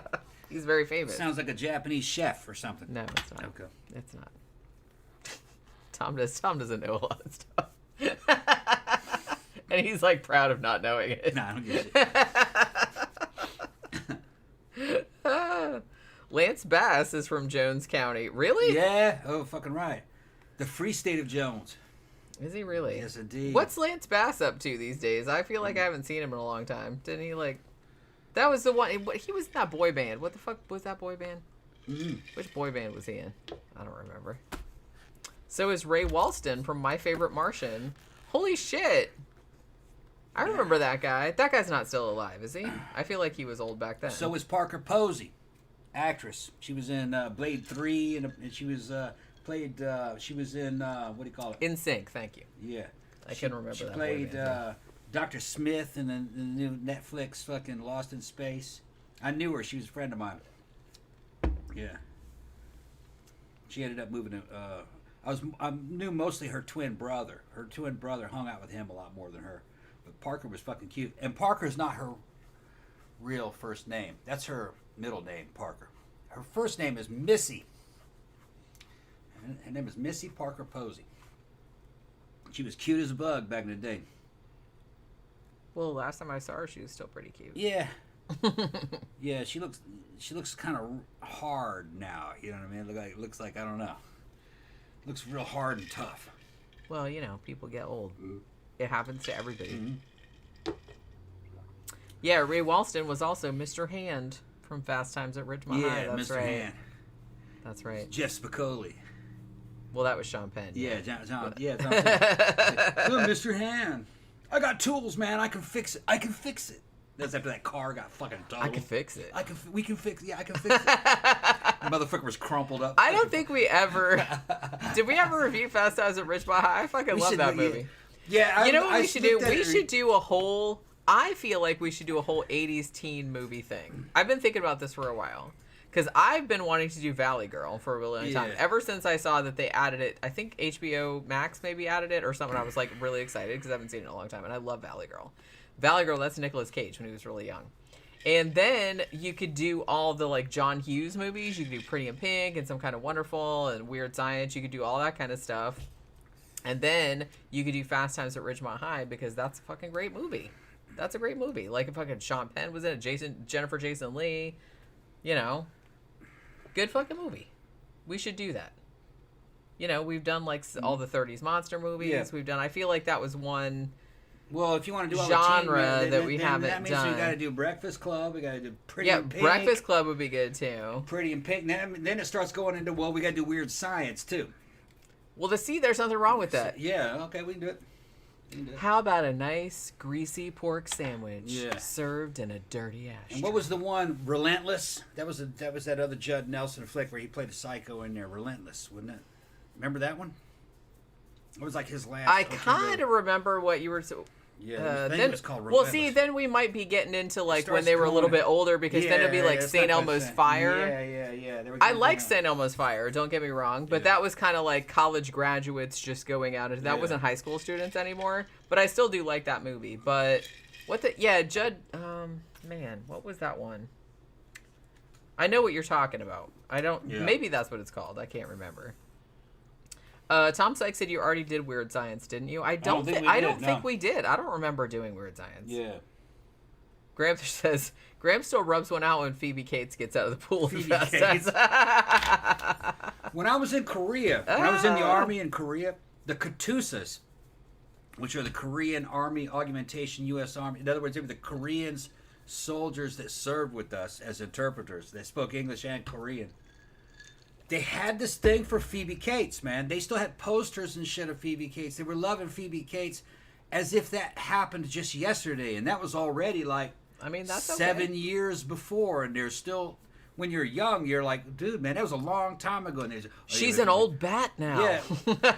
Well, no, she hadn't made anything in a long time. Right. She hadn't made anything in a long time. They were talking about Phoebe Cates from Fast Times at Ridgemont High. And this is fucking 1991. Well, it made a big impression. It made a big impression in Korea. Yeah. For some reason. Because in 91, they were still talking about her. I kind of feel like people were still talking about it in the early 90s here, too. Yeah. And just saying. Because, it made a big impression. Corporal Sung is like, I love Phoebe Cates. I was like, what? Who?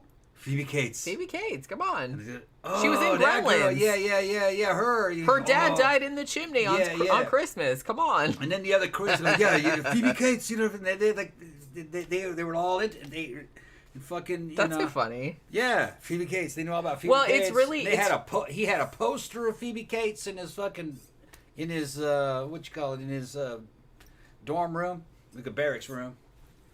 That's so funny. Yeah. I mean, it's fun. Like, it's not funny because Phoebe Cates is adorable, but it's just like, it's funny how, like, because there's a million, like, girls that are adorable and there's a million, like, scenes like that. So it's just, like, funny how just one in particular, like, really, like, strikes a lot of people, like, in a certain way. Well, I looked at Phoebe Cates at the time. I remember looking at that poster at the time and I was like, she looks a little bit Korean. So maybe that's why. She looked like the kind of girls that Korean guys dream about, but that they're Korean girls. She does slightly look a little bit Asian. She looks a little bit Korean. I don't know if she is. I think she's Caucasian, isn't she? I have no idea. I don't. It wouldn't surprise I me don't if monitor the races of celebrities. It wouldn't surprise me if she was Hapa. Maybe she might have been half Korean. I don't fucking know. Zach says, "Is Fast Times known for anything besides the boob scene?" All kinds of I mean, I kind of feel like that's the main thing that it's known for. But it's also known for the whole exchange between Jeff Spicoli, Sean Penn, very young, and Mr. Hand about the pizza and about this is our time and that kind of stuff. So that's kind of like the other famous one. But just all around, it's a good movie. Like, it's a good high school slice of life kind of movie. And it kind of, I think the thing that set it apart a little bit, at least for me, like seeing it around the time, I don't know if I saw it at the time it came out, but maybe a year or two afterward. It's funny, but it like took things like seriously, like abortion and stuff like that, and it like actually addressed that kind of stuff like in a sort of matter-of-fact way, which a lot of the John Hughesy type of movies didn't really do. So I feel like it was a little bit slightly edgier, maybe. I don't know, but that's just how I perceived it at the time. But it's still like a good movie, though. I really liked it. I feel like it's kind of, I haven't seen it in a long time, but I kind of feel like it's sort of episodic, maybe. But like I said, it's kind of like a slice of life sort of movie, which there was a lot of those going around. Louis says, I think I sent you guys Fast Times along with the Breakfast Club about 2 years ago. Yeah, I think you might have. I know you for sure sent us Breakfast Club, and I really apologize because I don't think we ever reviewed it. I don't know why we didn't, because I love that movie. Honestly, I could probably even review it without even watching it again because I've seen it so many times. But I don't know. I've kind of been wanting to do, because we got back into Grease the other day, like we watched Grease and Grease 2, and then like the other night, I think it was maybe last Friday night after the Sidetracks show, we actually watched the live Grease that they did on Fox or whatever the fuck it was. We watched that again. And so I was kind of thinking, man, we should do like some 80s teen movies. Like I said, we should do Valley Girl and we should do some other stuff. Because we did like Night of the Comet, which is kind of like a horror movie. But I liked that movie. Well, yeah. I liked that movie. It was a lot better than I thought it was going to be. Yeah. Well, like I said, we should definitely do Valley Girl because I haven't seen that in a long time. And I really like that movie. And like I said, that was like very young Nicolas Cage. And Louis said he sent us Breakfast Club. Yeah, I have it right here. And maybe Fast Times at Ridgemont High as well. I'm pretty sure I don't think we got Fast Times. I'm positive you sent us Breakfast Club. I don't know about Fast Times at Ridgemont High. We didn't do that one. No, we never did. Okay, I gotta go. That's what I said. I feel really bad because it's like I remember he sent that. And I was excited because I love that movie. If you sent any shit we didn't do, man, fucking remind me, and I'll go in there and get it. Because there were times where fucking like 7 videos would all show up at once, and I try to get them, but then some of them would get pushed to the back. Other stuff would happen. I'll go back and get them. We're not real organized. Not real organized sometimes. Yeah. It might happen. That shit might arrive on a day where we were busy, and then it just got pushed to the back, got forgotten about. El Padrino said Hollywood Shuffle and I'm Gonna Get You Sucka. Please review these. I'm Gonna Get You Sucka was good. Oh, I really liked that movie. I did too. Fucking pimp comes out of prison with his fucking fish tank fucking platform shoes. That's right. I remember that. People are laughing at him and he starts running. Yeah, that was a fucking great flick. I remember that shit. That shit was fucking funny. I haven't seen that in so long, but yeah, I remember really liking that a lot. Oh my god, Phoebe Cates is married to Kevin Kline. I didn't know that. How long have they been married? That's crazy. Yeah, Otto from Fish Called Wanda. Yeah, that's what I know. Kevin Kline's been in a million things, but yeah, that's what I always remember him from too, because I love Fish Called Wanda. That's one of my favorite comedies, actually, and I don't like a lot of comedies. But Senor Sticks is asking you if you're a pink lady. Sure, why not? Yeah, evidently they're having a whole musical series on Netflix called Pink Ladies, and it's the backstory to the Pink Ladies. I'd watch that. Greece. Well, no, it wasn't Netflix. It's one of the other ones, like fucking Peacock or something, or... Everybody's got their own series. Yeah. But like I said, that's kind of cool, though. I mean, yeah, it's kind of a pain in the ass if, like, a series you want to watch isn't on a one that you have. Yeah. But I like that it's that... It looked good. I saw the trailer. That's what I'm saying. It looked good. After we watched Grease, somehow my Xbox knew about that, and I got the ad for that new Grease series on YouTube. Ain't that some shit, huh? Well, I don't know. I think maybe they were just sending that to everybody because I kind of feel It's like awful. that's something That's a big coincidence. Zach says, I always think of Kevin Kline as the crazy dude Meryl Streep bangs in Sophie's Choice. Oh, yeah, that too. I don't know why. I just always think of him as Otto from Fish Called Wanda. Apes don't read philosophy. Oh, Chris Rock was in I Gotta Get You Sucker, man. I gotta go see that again, man. I haven't seen that in like forever. I haven't seen it since it came out. I saw it like right after it came out on VHS. Shit was fucking hilarious. John Smith said, I mainly associate the 80s with John Hughes movies, which looking back on it, they're kind of fucked up. Yeah, some of them are. Some of them are. We didn't really think about it at the time, I guess, like in the 80s. But if you watch them now, there's some stuff in there that's a little bit... I don't love the stuff from... Was it Pretty in Pink? Or no, it was actually 16 Candles. I don't love the stuff with Long Duck Dong. That's a little bit racist. A little bit. Who was Long Duck Dong? He was their exchange student. He was staying with her family. I don't remember this. Oh my goodness. And what series was this? No, it's not a series. It's a movie. It's 16 Candles. Oh, the John Hughes movie. Yeah. They had the fake Japanese guy. Yeah. Yeah. And, well, you know what though? That was just the way it was. Remember Swan from Mad TV? No, I didn't watch Mad TV. Oh man, Mad TV had some good skits. Swan was a Caucasian comedian chick. She was kind of heavy set. She would dress up as a Korean woman named Swan. I mean, I remember you showing me that, but I never watched that. Funny, and she could do the accent and everything. And she got robbed or something. She's talking to the police, and she's, well, can you give it a description? She goes, he was a man. But what did he look like? He looked like a man. Well, what kind of man did he look like? Like a man. Looked like a man. And she went on forever. It looked like a man. You guys, it was just a great skit, you know. But that's just kind of what they used to do back then, you know. You could dress up as any race or ethnic group and fucking, you know, impersonate them and do a comedy skit. But it was just supposed to be comedy. But the Long Duck Dong character you're talking about, I remember that. It was just that it was cringy.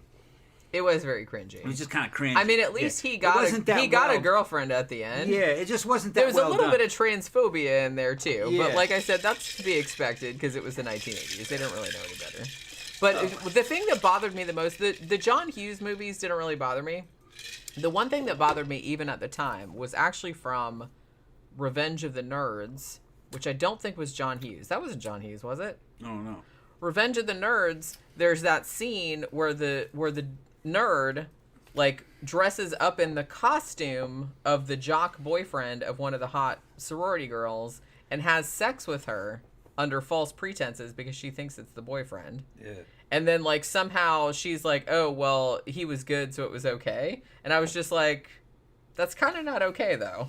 I mean, nowadays, like that's not good. And like even at the time I was like, dude, gross. Like, what are you even doing? What was it again? You don't remember that scene, like in Revenge of the Nerds? What? What? What was the scene? I just explained it. I was kind of zoning out, I guess. I was still Well, thinking how about you listen to me instead of, like, just asking me to repeat everything 3 or 4 times? Don't worry about it then. I don't remember what you're talking about. I'm trying to remember it. It's a very famous scene in Revenge of the Nerds. Yeah. And it's like, now I have to repeat it because you weren't listening. Yeah. You're not going to listen. What scene? You're not going to listen this I'm time listening. either. No, okay, so why should I bother? Okay, You're not going to listen this Whatever. time either. Whatever. Why I got to repeat myself 3 times? Okay. I'm just saying. It's a very famous scene. I don't know.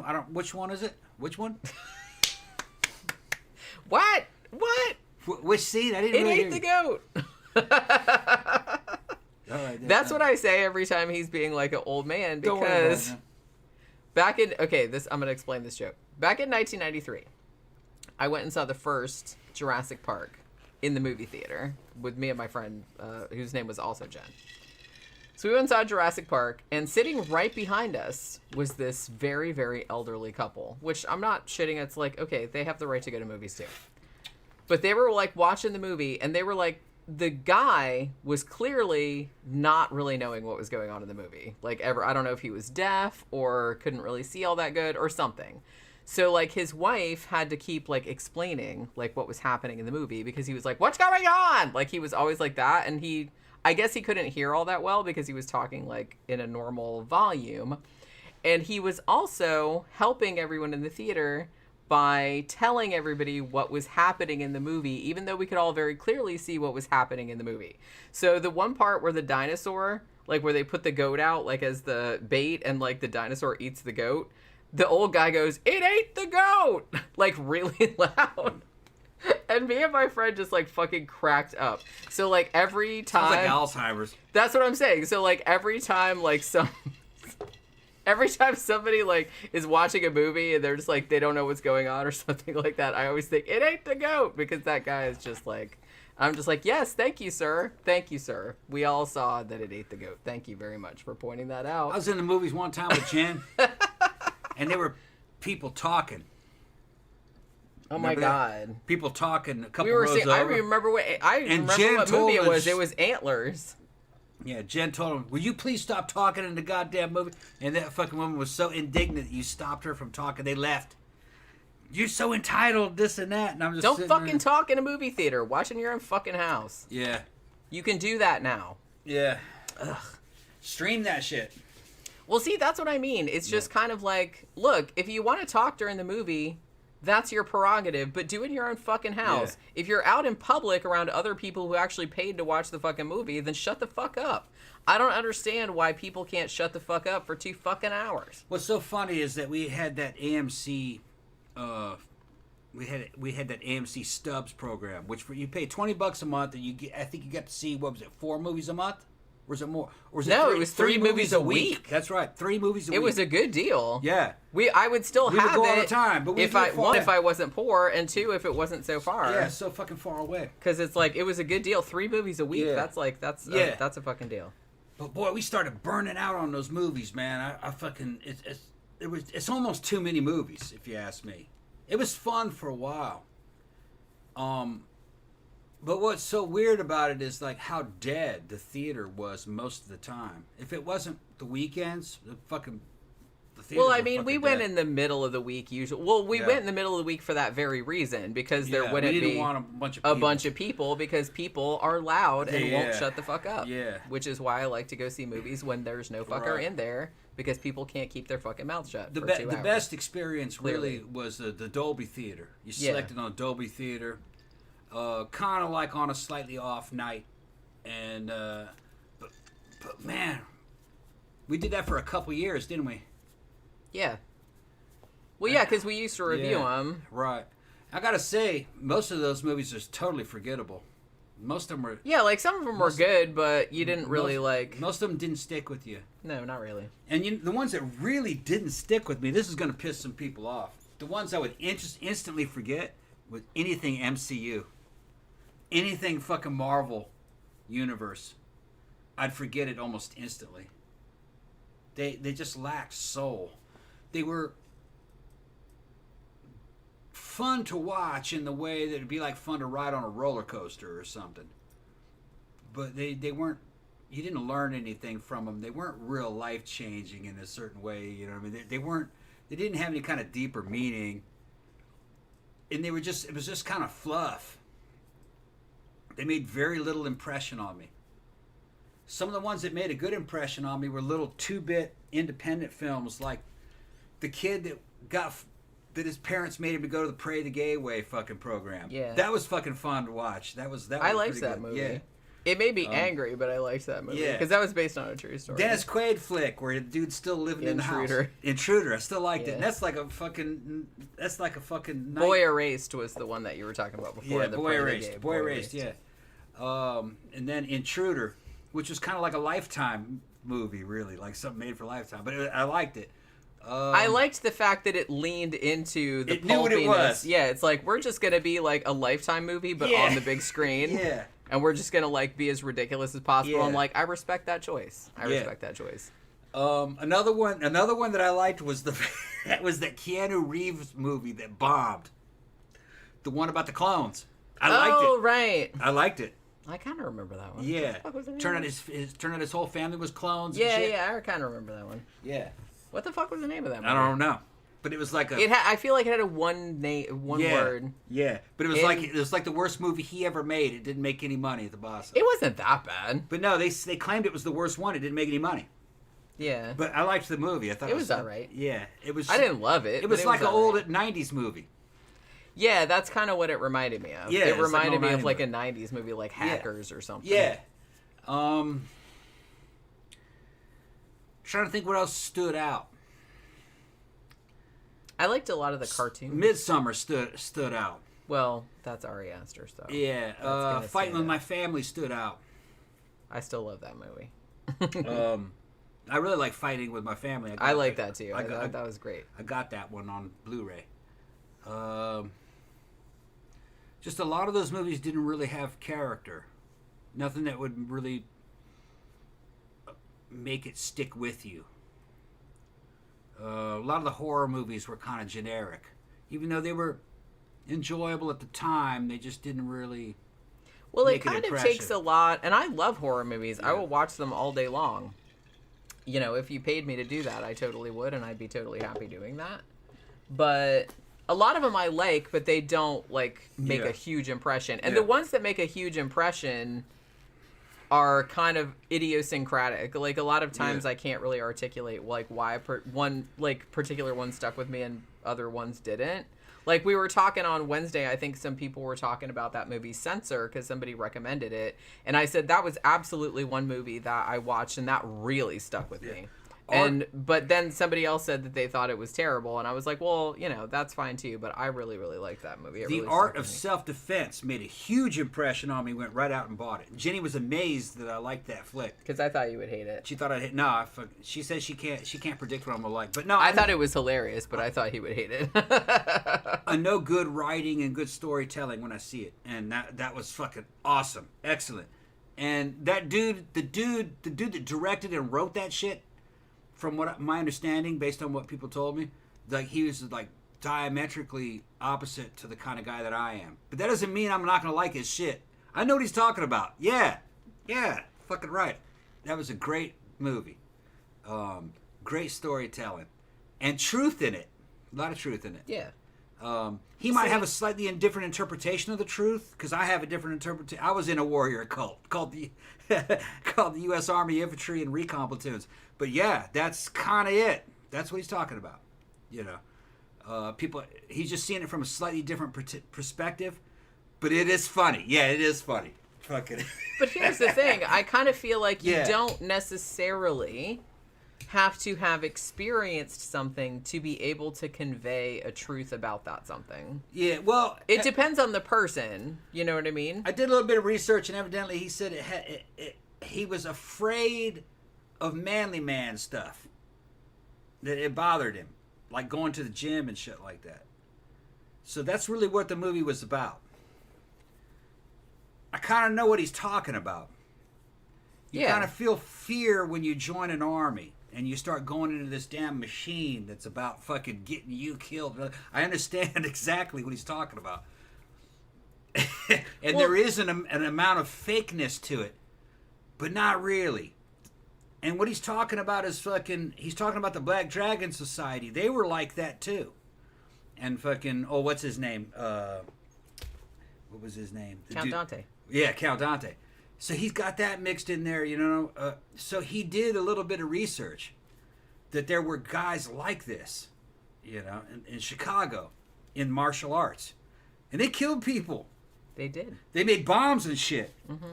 But they were dorks. They were fucking crazy, too. It's all part of the...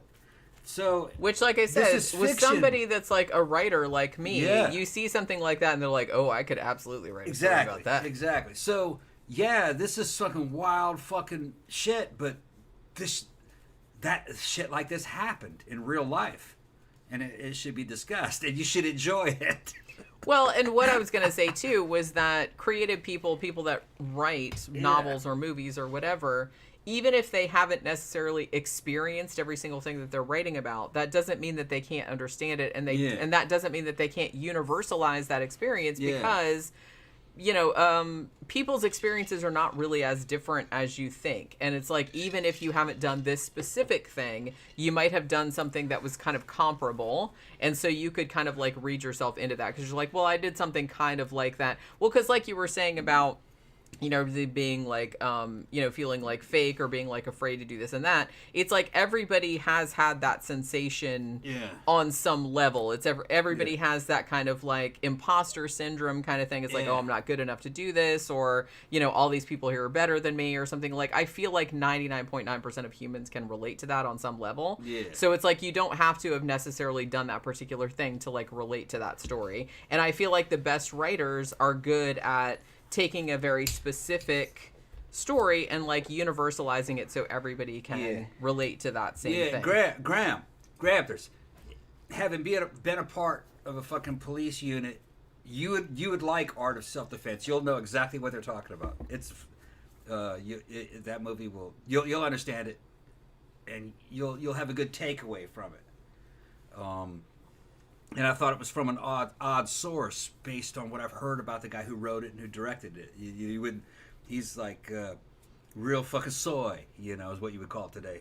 But no, he got it right. Yeah. Yeah. You got to give a man credit where credit is due. Now, he might have a little bit different takeaway than I have, but everybody has a different perspective on things. But once you put your art out into the world, like people can... Real good writing. I mean, like I said, people can kind of like tailor it to their own experience, and you can take what you want from it. That's kind of the whole point of art, I thought. Yeah. Some people might say, well, hey, man, that's like anti-karate or anti-martial arts. No, really, the way it ends... It's not, though. It came back around and said, and kind of saved karate and martial arts' it kind of saved its honor and put a better person in charge.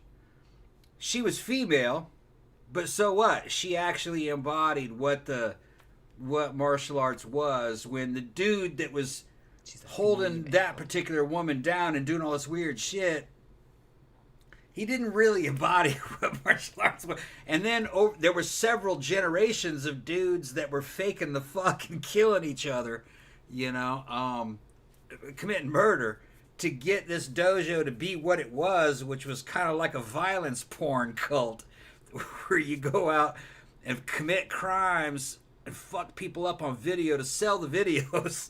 It even had a crematorium to fucking burn up the bodies. It was some fucking bizarre. That's not martial arts. And they killed the dogs. So. And they killed the dogs to replace it with tougher dogs. And I'm not a fan of that. They killed the dog to replace it with another just for to that. toughen up, old boy, and because his dog wasn't manly. His dog wasn't manly enough, and then you find out the dude that runs the dojo picked the pussy because the new pussy fucking recruit, because actually the leader of the dojo was just like that before he became who he was. So he was seeing himself in the new guy, which it was.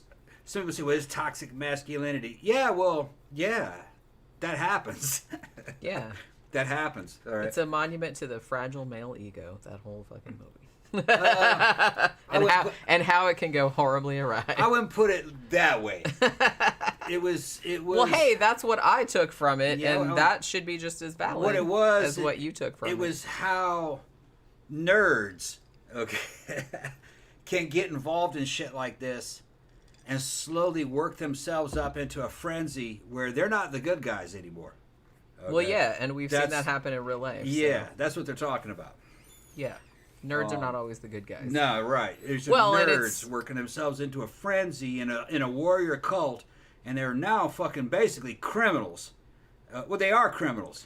Well, the thing that it's kind of showing is that it's not good going from one extreme to another. Like, if you're just this kind of like, oh, you don't even want anything to do with, this super masculine or whatever you want to call it kind of shit. I wouldn't and call you're it like, that. I'm just saying that you're like afraid of that. And then like, I'm just like, it's not any better to take things to the total other extreme and just like start out and going killing people and just being an asshole for no reason. It was about nerds in a warrior cult becoming criminals, not for any kind of goal-directed violence, but to just make videos of it so they could feel better about themselves. Right. You know, they weren't trying Fragile to achieve ego. any kind of mission, really. Fragile. You know, fragile ego. I don't think it had anything to do with ego. I think it had to do with fucking evil desires, really. Them trying to be stronger than they were, and their interpretation of what strength was to make money off of making other people suffer for no higher goal. You know what I mean? So, no, that's not what that is. Soldiers kill people because they're ordered to win a war which supposedly is supposed to achieve a higher goal, which is to protect your people from evil. Turns out, most of the time, that's not actually what's going on, okay? Including wars I was involved in. They tell you one thing, but then it turns out, no, it's not what it was. It was about enriching certain corporations inside the damn military-industrial complex. Now, they tell you, well, we're going to bring democracy to these people. No, you're not. No, you're not. The democracy will be, they don't want that. That's going to be rejected, all right? They want their culture, not yours, all right? This is so where's the evil, or where's the fragile ego? At the bottom or at the top? The fragile ego is at the top, probably, where you have elite people thinking that the outside world wants the American way. They don't. They want their own cultures. They don't want our culture. They look at our culture and think, no, that's bad. We don't want that. So, you know, but that's the, hold on, I'm going to rest you. Gramthars says some 80s movies are a little cringy now. The Blue Lagoon. Oh yeah, I remember that. Oh yeah, man, I got to see that one again. I haven't Porn seen on a porn on a tropical island with adolescent actors. Yes. Yeah. No, I got to see Blue Lagoon again. I haven't seen it since I was a kid. That was the movie we were watching before we went to Mammoth Mountain. At Lois's house. Louis says, I remember that shit being cringy as fuck. It was cringy then. yeah, I remember it being pretty cringy. Louis said, Jenny, I can't remember if you reviewed Smile. I haven't yet. I did watch, I don't usually do this, but I accidentally, I think, who was it that was it Ryan Hollinger? I can't remember, but somebody did a video about Smile, and it was in my watch later, and I just had my little watch later playlist on while I was doing something else, and it played, so I might have had the ending spoiled, but on the plus side, I don't really remember like what happened at the end. Not much, but I mean, I'll still watch it anyway. It does sound good, but I haven't seen it yet. Let's see.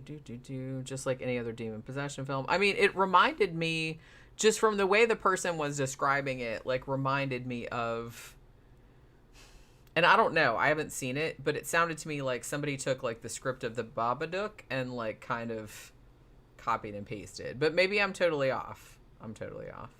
Maybe. I don't know. Yeah, nerds. I can't believe he doesn't remember that fucking scene in fucking Revenge of the Nerds. Like I said, that fucking weirded me out back in the time. Maybe it didn't weird dudes out. I kind of feel like maybe that's why. Like, Tom probably saw that back in the 80s, and he's like, yeah, whatevs. But it's like, I'm a girl, so it's like, I saw that back in the 80s. I'm like, dude, that's not cool. It's like, I don't really like the idea of, like, some rando, like, dressing up as my boyfriend and, like, having sex with me and then being like, oh, ta-da, it's somebody else. I'm like, yeah, that's not okay. That's not okay. But, yeah, it's like, in the movie, like, it was totally okay. And I was just like, yeah, I don't like that. Like, I don't even, like, back then, I didn't even like that. John Smith said, a good movie you should go in absolutely blind, soft and quiet. Oh, okay, I'm going to write that down. You know that one? No, but I'm What is Soft and Quiet? What's that about? It's a movie. I don't know. But he said you should go in totally blind. I like to go into most movies totally blind. All right. I mean, I'll usually have like an impression, like, oh, a lot of people are talking about this movie, or a lot of people like this movie, or something like that. But that's usually as much as I like to go into it. I used to like watch stuff with my own kind of thing. Now since we were talking about Art of Self-Defense and we were talking about Jesse Eisenberg. Yeah. Once again, we should recommend Vivarium. Which, yeah. That was another movie that made a big impression on me. Made a big impression on me, too. I said, maybe other people would see it and they'd just be like, meh, whatever. But it's like, for some reason, that just hit all my sweet spots. I really, really, really liked that movie. A lot. Yeah, it shows you some shit on a bunch of different levels. It was very Twilight Zone-y. Yeah. It was just I just was really into the whole vibe it was putting across. Some people get abducted by a fucking trans-dimensional parasite / kind of like monster that makes you raise its children. And you raise its children in an accelerated fashion of the way humans raise their children. So it's almost kind of like there's an analogy between what's happening in this other dimension and what happens to you when you have a family. It's just that it's accelerated a lot. It's a weird movie. And I like, too, that it also kind of explored... Yeah. Because it was almost like an exaggerated version of like what having a real human kid was like, where it's just kind of like you have this kid and they're just like screaming and needy and shit like that like all the time, but it's like 100 times worse. Yeah, it takes you into another dimension. It looks like suburbia, and you got to raise its child. It looks a human, but it's not human. I just got into the whole look of that. I just got into the whole idea of that. I'm like, this is, I don't know. There was something about that really. I loved it. And it's an Irish movie. The Irish director. The Irish knocked it out of the fucking park. Man, it was a great movie. That was another one that affected me because I learned from it. See, I got to learn from you. You know what I'm talking about? And then I'll remember, I'll retain it, and I'll want to watch it multiple times. And that one blew me away. So other people would see it and they go, ain't nothing to it. Well, you got to look at it more deeply. You got to think about it. You got to think everybody's different too. Yeah, so it's like I understand that. You know, movies that really resonate with me particularly aren't necessarily... That's why I'm really hesitant, like, even on my own reviews. Like, I'm always really hesitant to, like, recommend movies to other people because I'm like, bitch, I don't know you, really. Yeah. So it's like, you might love this, you might hate it, you might just be like, meh, what the fuck are you talking about? And it's like, then you'll just be wondering what the fuck... I'm talking about, like why I'm recommending this, and it's just kind of like, so I don't know, it's just like hard for me to do. Well, I mean, my army bro Chifino, okay, from back in the day, he saw it. He was like, "What the fuck was that?" What? Because that's what I'm saying. I recommended it, and it's just he ran underneath the curb, and I was like, "Yeah, man, they were in another dimension." He's like, "Man, it's just dumb," but he didn't really. I don't think he really got what was happening. You people you can't look at it on the surface. You got to fucking really think about what the fuck is happening. They're in a false dimension, forced to. Some people don't like movies like that. Yeah, it's based on the idea of the cuckoo. You make a nest and lay eggs in it. Another bird comes and knocks some of your eggs out and puts its eggs in there, and then you raise a fucking another thinking that's bird, your kid. Thinking it's your kid, but it's not. Well, that's what happens to these people. But the nest is in another dimension. It's an extra dimensional alien of some sort, like a parasite. And it makes parasites that look like humans. It's a fucking wild it's a wild concept. I liked it. Because I could almost, and it's something that evolved parallel to humans on this planet. A parasitical life form slightly outside this dimension. Well, that's a badass concept. I liked that there was probably like a whole backstory that it didn't go into. Like it just kind of like left it to your imagination. Like what would happen if one day this happened to you, and there was nothing you could do about it. And they were just normal people. See, I like movies like that, where it's just regular people, and they stumble across this extraordinary situation. Yeah. And they don't know any more than you and the audience know. So you, as the audience and the characters in the film are figuring this shit out. And maybe like the movie doesn't give you all the answers, but that's how it would be like in real life if this was happening to you.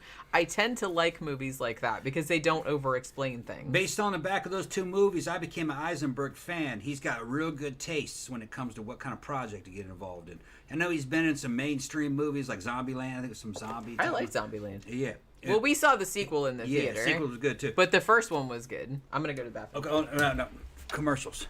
We're going to do the commercials. Okay, people, I'm going to talk about it a little bit, but we got to get commercials in here at some times. I don't listen to her. No shit, if I listened to her, we wouldn't have any commercials. Okay, so let's play a little bit of commercials. I'm going to talk a little bit. But, no, just on the back of those two movies... no, Eisenberg fucking impressed me. Like the guy's got really good taste about what kind of movies to be involved with. He's deep, okay. And if you guys know any other good Eisenberg movies, I've only seen those two and the zombie movies. If you know of any other ones that he's come out with recently, go ahead and drop it in the comment section, and I'll watch those too because I'm a fan of the guy now.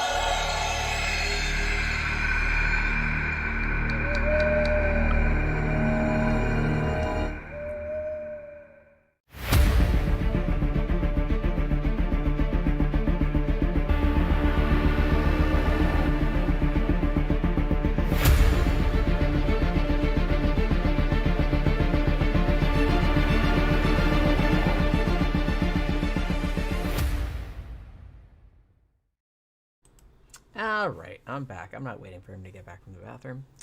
All right. El Petrino said, no one ever talks about this one, but I'll throw it out there. Ernest Goes to Camp. Do you know, I don't think I've ever seen a single Ernest movie. Like, I remember when that was a thing. I remember, didn't he started out as like a commercial pitch man, right? I mean, I remember the commercials and stuff. And then I remember it kind of like segued into movies, but I don't think I ever watched them. Like I said, I'm a real weirdo, like when it comes to comedies. I don't hate comedies. It's just not my go-to genre. And a lot of comedies I just don't find funny. Like, but then like some comedies, I don't know. It's really, like, again, idiosyncratic, like which ones I find funny and which ones I don't.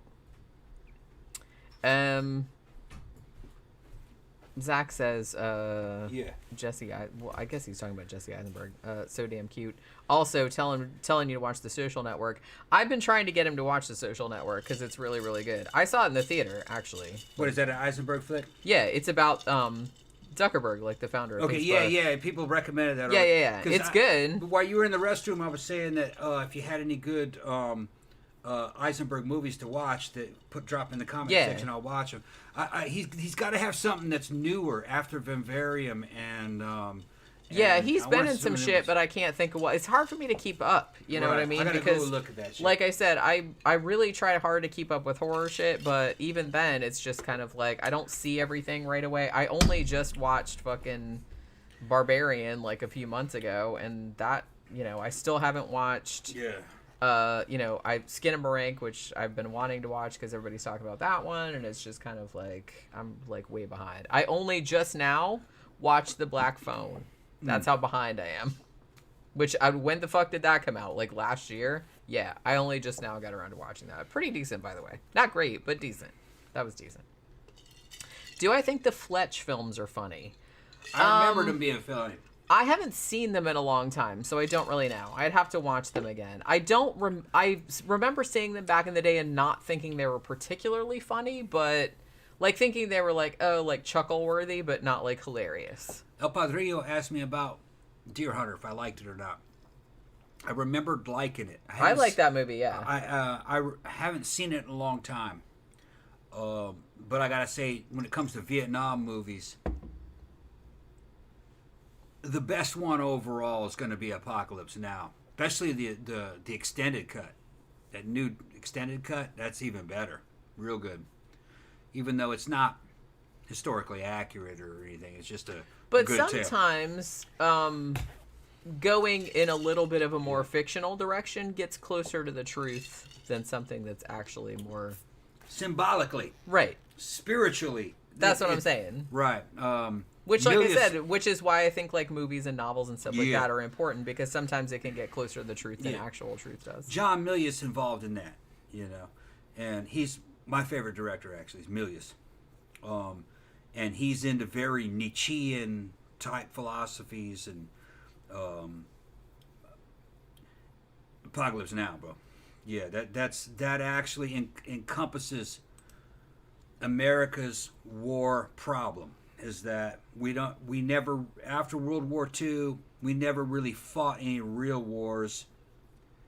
They were more like police actions that were half-assed and kind of doomed to fail. The movie says, basically symbolically, that real war is basically very primitive and tribal. And you really only win wars when you're at that level. And that's why the Taliban kicked our ass out of Afghanistan. Corporations, soulless corporate armies like the U.S. Army can't win against small tribal armies that really believe in what they're doing. Because we don't believe. If we believed, we would just commit genocide and kill them all. But that's not why we're there. We're there to make money. That's what it really is. So, and that's what Apocalypse Now is about. Colonel Kurtz was right, but it drove him crazy. But no, he was right. He became a tribesman, basically, with a bunch of Montagnards and stuff. That's what war really is. It's not what these, what did they call them in the movie? Grocerers. Corporate grocerers from the grocery store, you know. It's messengers from the fucking grocers at the local store to collect the bill. Yeah, that's all that is. Anyway, El Padrino said, please recommend new top horror movies. I need to see at least 2 tonight. Okay. What ones are on the docket? Because we don't know. Yeah. Like I said, I haven't seen a lot of new ones either. I think The Black Phone is like the most recent one that I've seen. Like I said, I try to keep up, but there's just no way. Because there's still like a lot of old shit that I want to watch or rewatch. If if you're on the channel just a couple of hours before we started this live stream, I put up a video review of the first Coen Brothers movie, Blood Simple, which I had been wanting to rewatch for ages because I hadn't seen that shit since the 90s, and it's just as good as I remembered. I don't know anything that's nothing really stands out that's like from this year. I haven't seen enough of them.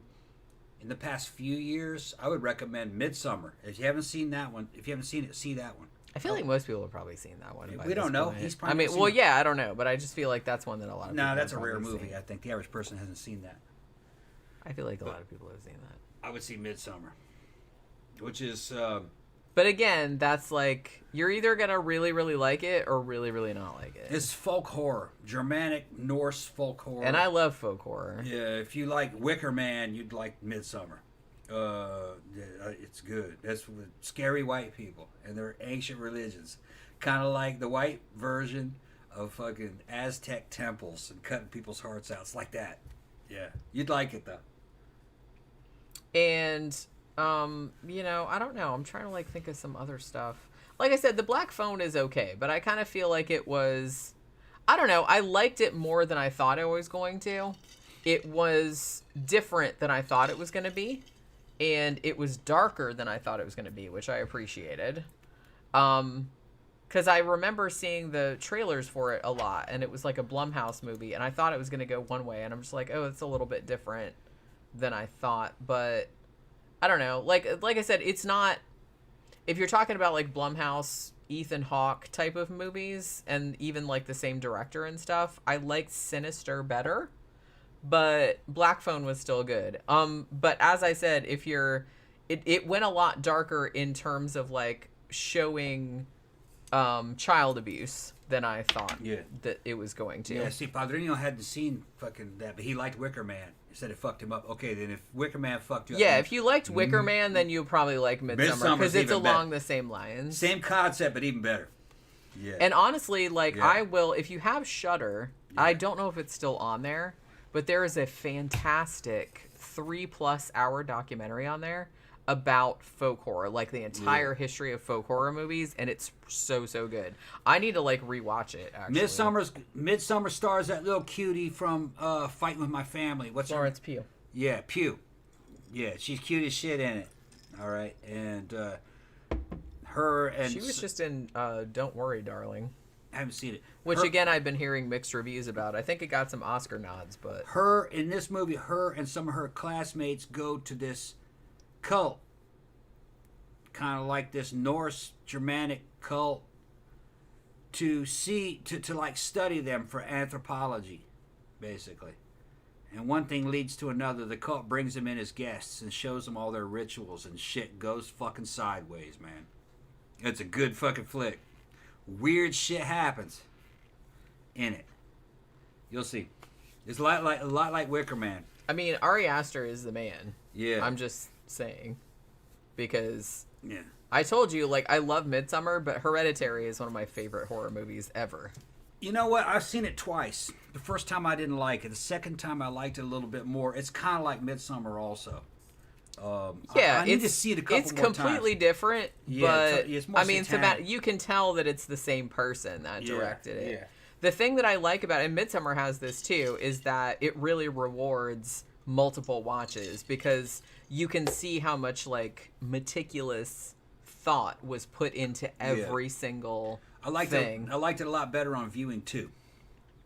There is much shit in that movie. It's weird. It's almost like Kubrick level, where it's just all the shit that's going on in the background that's not mentioned, and it's just all kind of shit. Padrino, if you haven't seen that one, see that one too. What was it called again? Hereditary. Hereditary.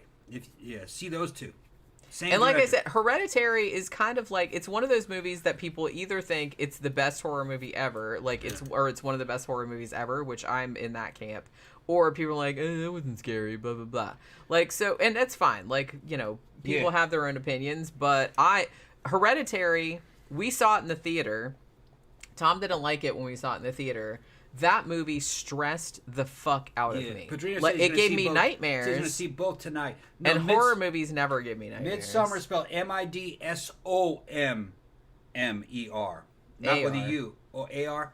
It doesn't have it. He's got it spelled with Sommar. Yeah, he's got it spelled with a U. Midsommar. Yeah, Midsommar. Yeah. And then Hereditary. I would see Midsommar first. It's easier to understand. Hereditary is hard to understand on first viewing. It's scary, but you can't put it together. It took me a couple of times. Well, like she said, it's like a Kubrick movie. It's one of those ones where you really have to pay attention because there's a lot of stuff that's unspoken. There's a lot of stuff that's going on like between the lines of people's dialogue that's going on in the background. There's like all kind of stuff that you really have to. You can't just like watch it in the background and like not pay attention to it. You have to kind of see Midsommar first because it's easier to watch. Hereditary is more expert level. It takes Hereditary, like I said, and I love horror movies, and horror movies, they don't usually scare me. That movie fucking freaked me the fuck out. It's alien, man. It gave me... Yeah, it's weird. It gave me really bad dreams for a while. It's weird. And that doesn't usually happen. And I know that doesn't happen to everybody. That was just me, but... Yeah, and it's also folk horror, but it's satanic.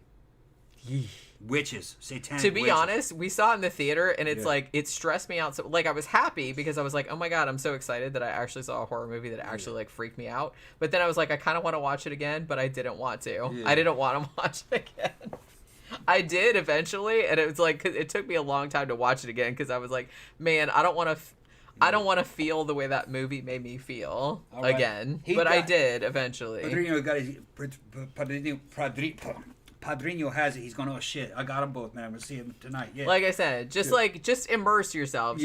Well, and I would advise that because I don't know. I kind of feel like there is your sort of, and like I said, I'm not shitting on it because everybody has their own deal or whatever. But I kind of feel like just people that are into casual horror movies, and it's just like they just want to go see something like a James Wan movie or something like that, and it's just like, you know, scary and fun, and like there's jump scares and shit like that, and then you just go home and you don't think about it anymore. Yeah. Which those are fun. Yeah. But it's like, honestly, that was out of that one universe that had the damn Mexican fucking ghost that scared the shit out of me. La Llorona. Yeah, La Llorona. That was from the Conjuring universe. Yeah. Which, like Conjuring I said, universes, that's the one. I think those are overrated, but I know a lot of people like those. I mean, the first Conjuring movie was that's what I mean. It's good mainstream though. Yeah. Good mainstream. Yeah, they're good movies. I'm not saying that. I'm just saying that it's like those are the kind of movies that I'll go and see that and I'm like, oh, that was fun. I'll have some popcorn and then I'll just go home and never think about it again. La Llorona got me.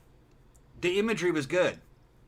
I was riveted by it. The story didn't stick with me, but some of those scenes got me. The visuals. Yeah, I couldn't tell you what happened. Yeah, I couldn't tell you what happened. But yeah, like the visuals got cool. me. With Midsommar and fucking Hereditary, it's the stories and the visuals. It's a lot better. It's not as mainstream. You got to think about it. They're like, I like when there's something more to chew on. Yeah. When it's like later on, you're still thinking about that shit. Yeah. Like, you're like, what like happened? you can think about like the greater implications of like what happened in the movie, and it's like, well, what about this, and what about like, see, I like that kind of shit. Yeah. I like that kind of shit. I like stuff that leaves an impression. And I don't have, sometimes I just want to watch something fun and turn my brain off. It's like, hey, let's just watch a stupid slasher movie or something like that. That's fine. I like to do that too. Yeah. But it's like my favorite horror movies, the ones that are really going to leave a lasting impression, are ones that leave me thinking about some shit. Yeah. How long have we been doing the show?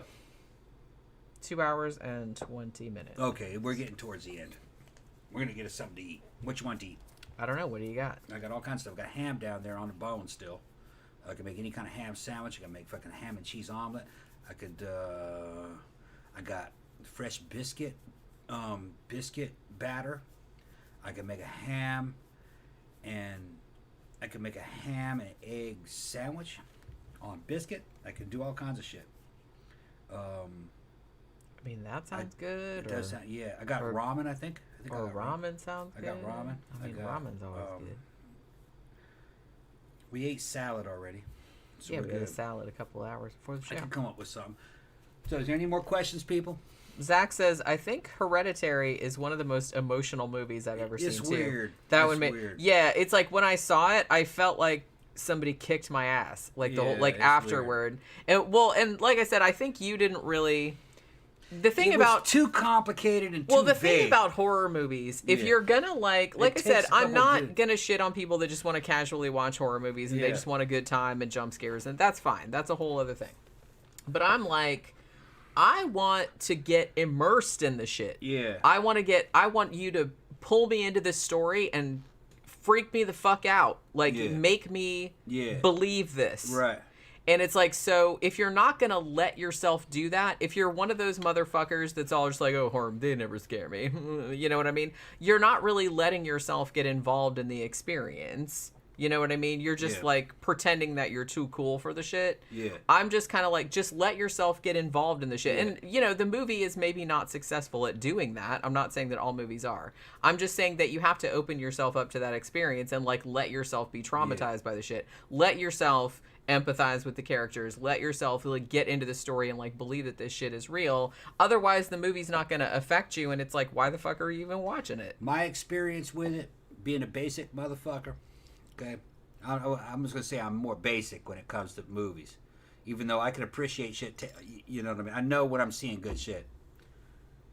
With that director and those two movies, I would recommend Midsommar first because it's a lot easier to follow. It's a lot more direct. Hereditary is kind of like you said, it's kind of like The Shining. It shows you a bunch of shit, doesn't explain anything. You got to really pay attention and figure it out. And it takes a couple of viewings. It's a great movie. I didn't enjoy watching it the first time. I didn't get it. Well, I didn't enjoy it either, but not for Right. the same reason. Yeah. I got it, but I absolutely... It made me feel... Midsommar, I Fucked I enjoyed it on first viewing because I enjoyed it on first viewing because it's a lot easier to understand what's happening. The second one is a little bit more expert level. They're both great though. They're both great movies. It's just that Hereditary is going to take a couple viewings for you to actually fully understand what it is that you just saw, and it's more than what you just thought it was. It seemed like a 'cause lot of there's random shit. But There's a lot. There's a lot in there. It's not spelled out, and some of the shit that they're showing you doesn't make sense until later. You got to think about it. Yeah. Like I said, Yeah. you can't just, like, watch it No, and not think about it. things are happening and they're not explaining it. So I'd recommend Midsommar first.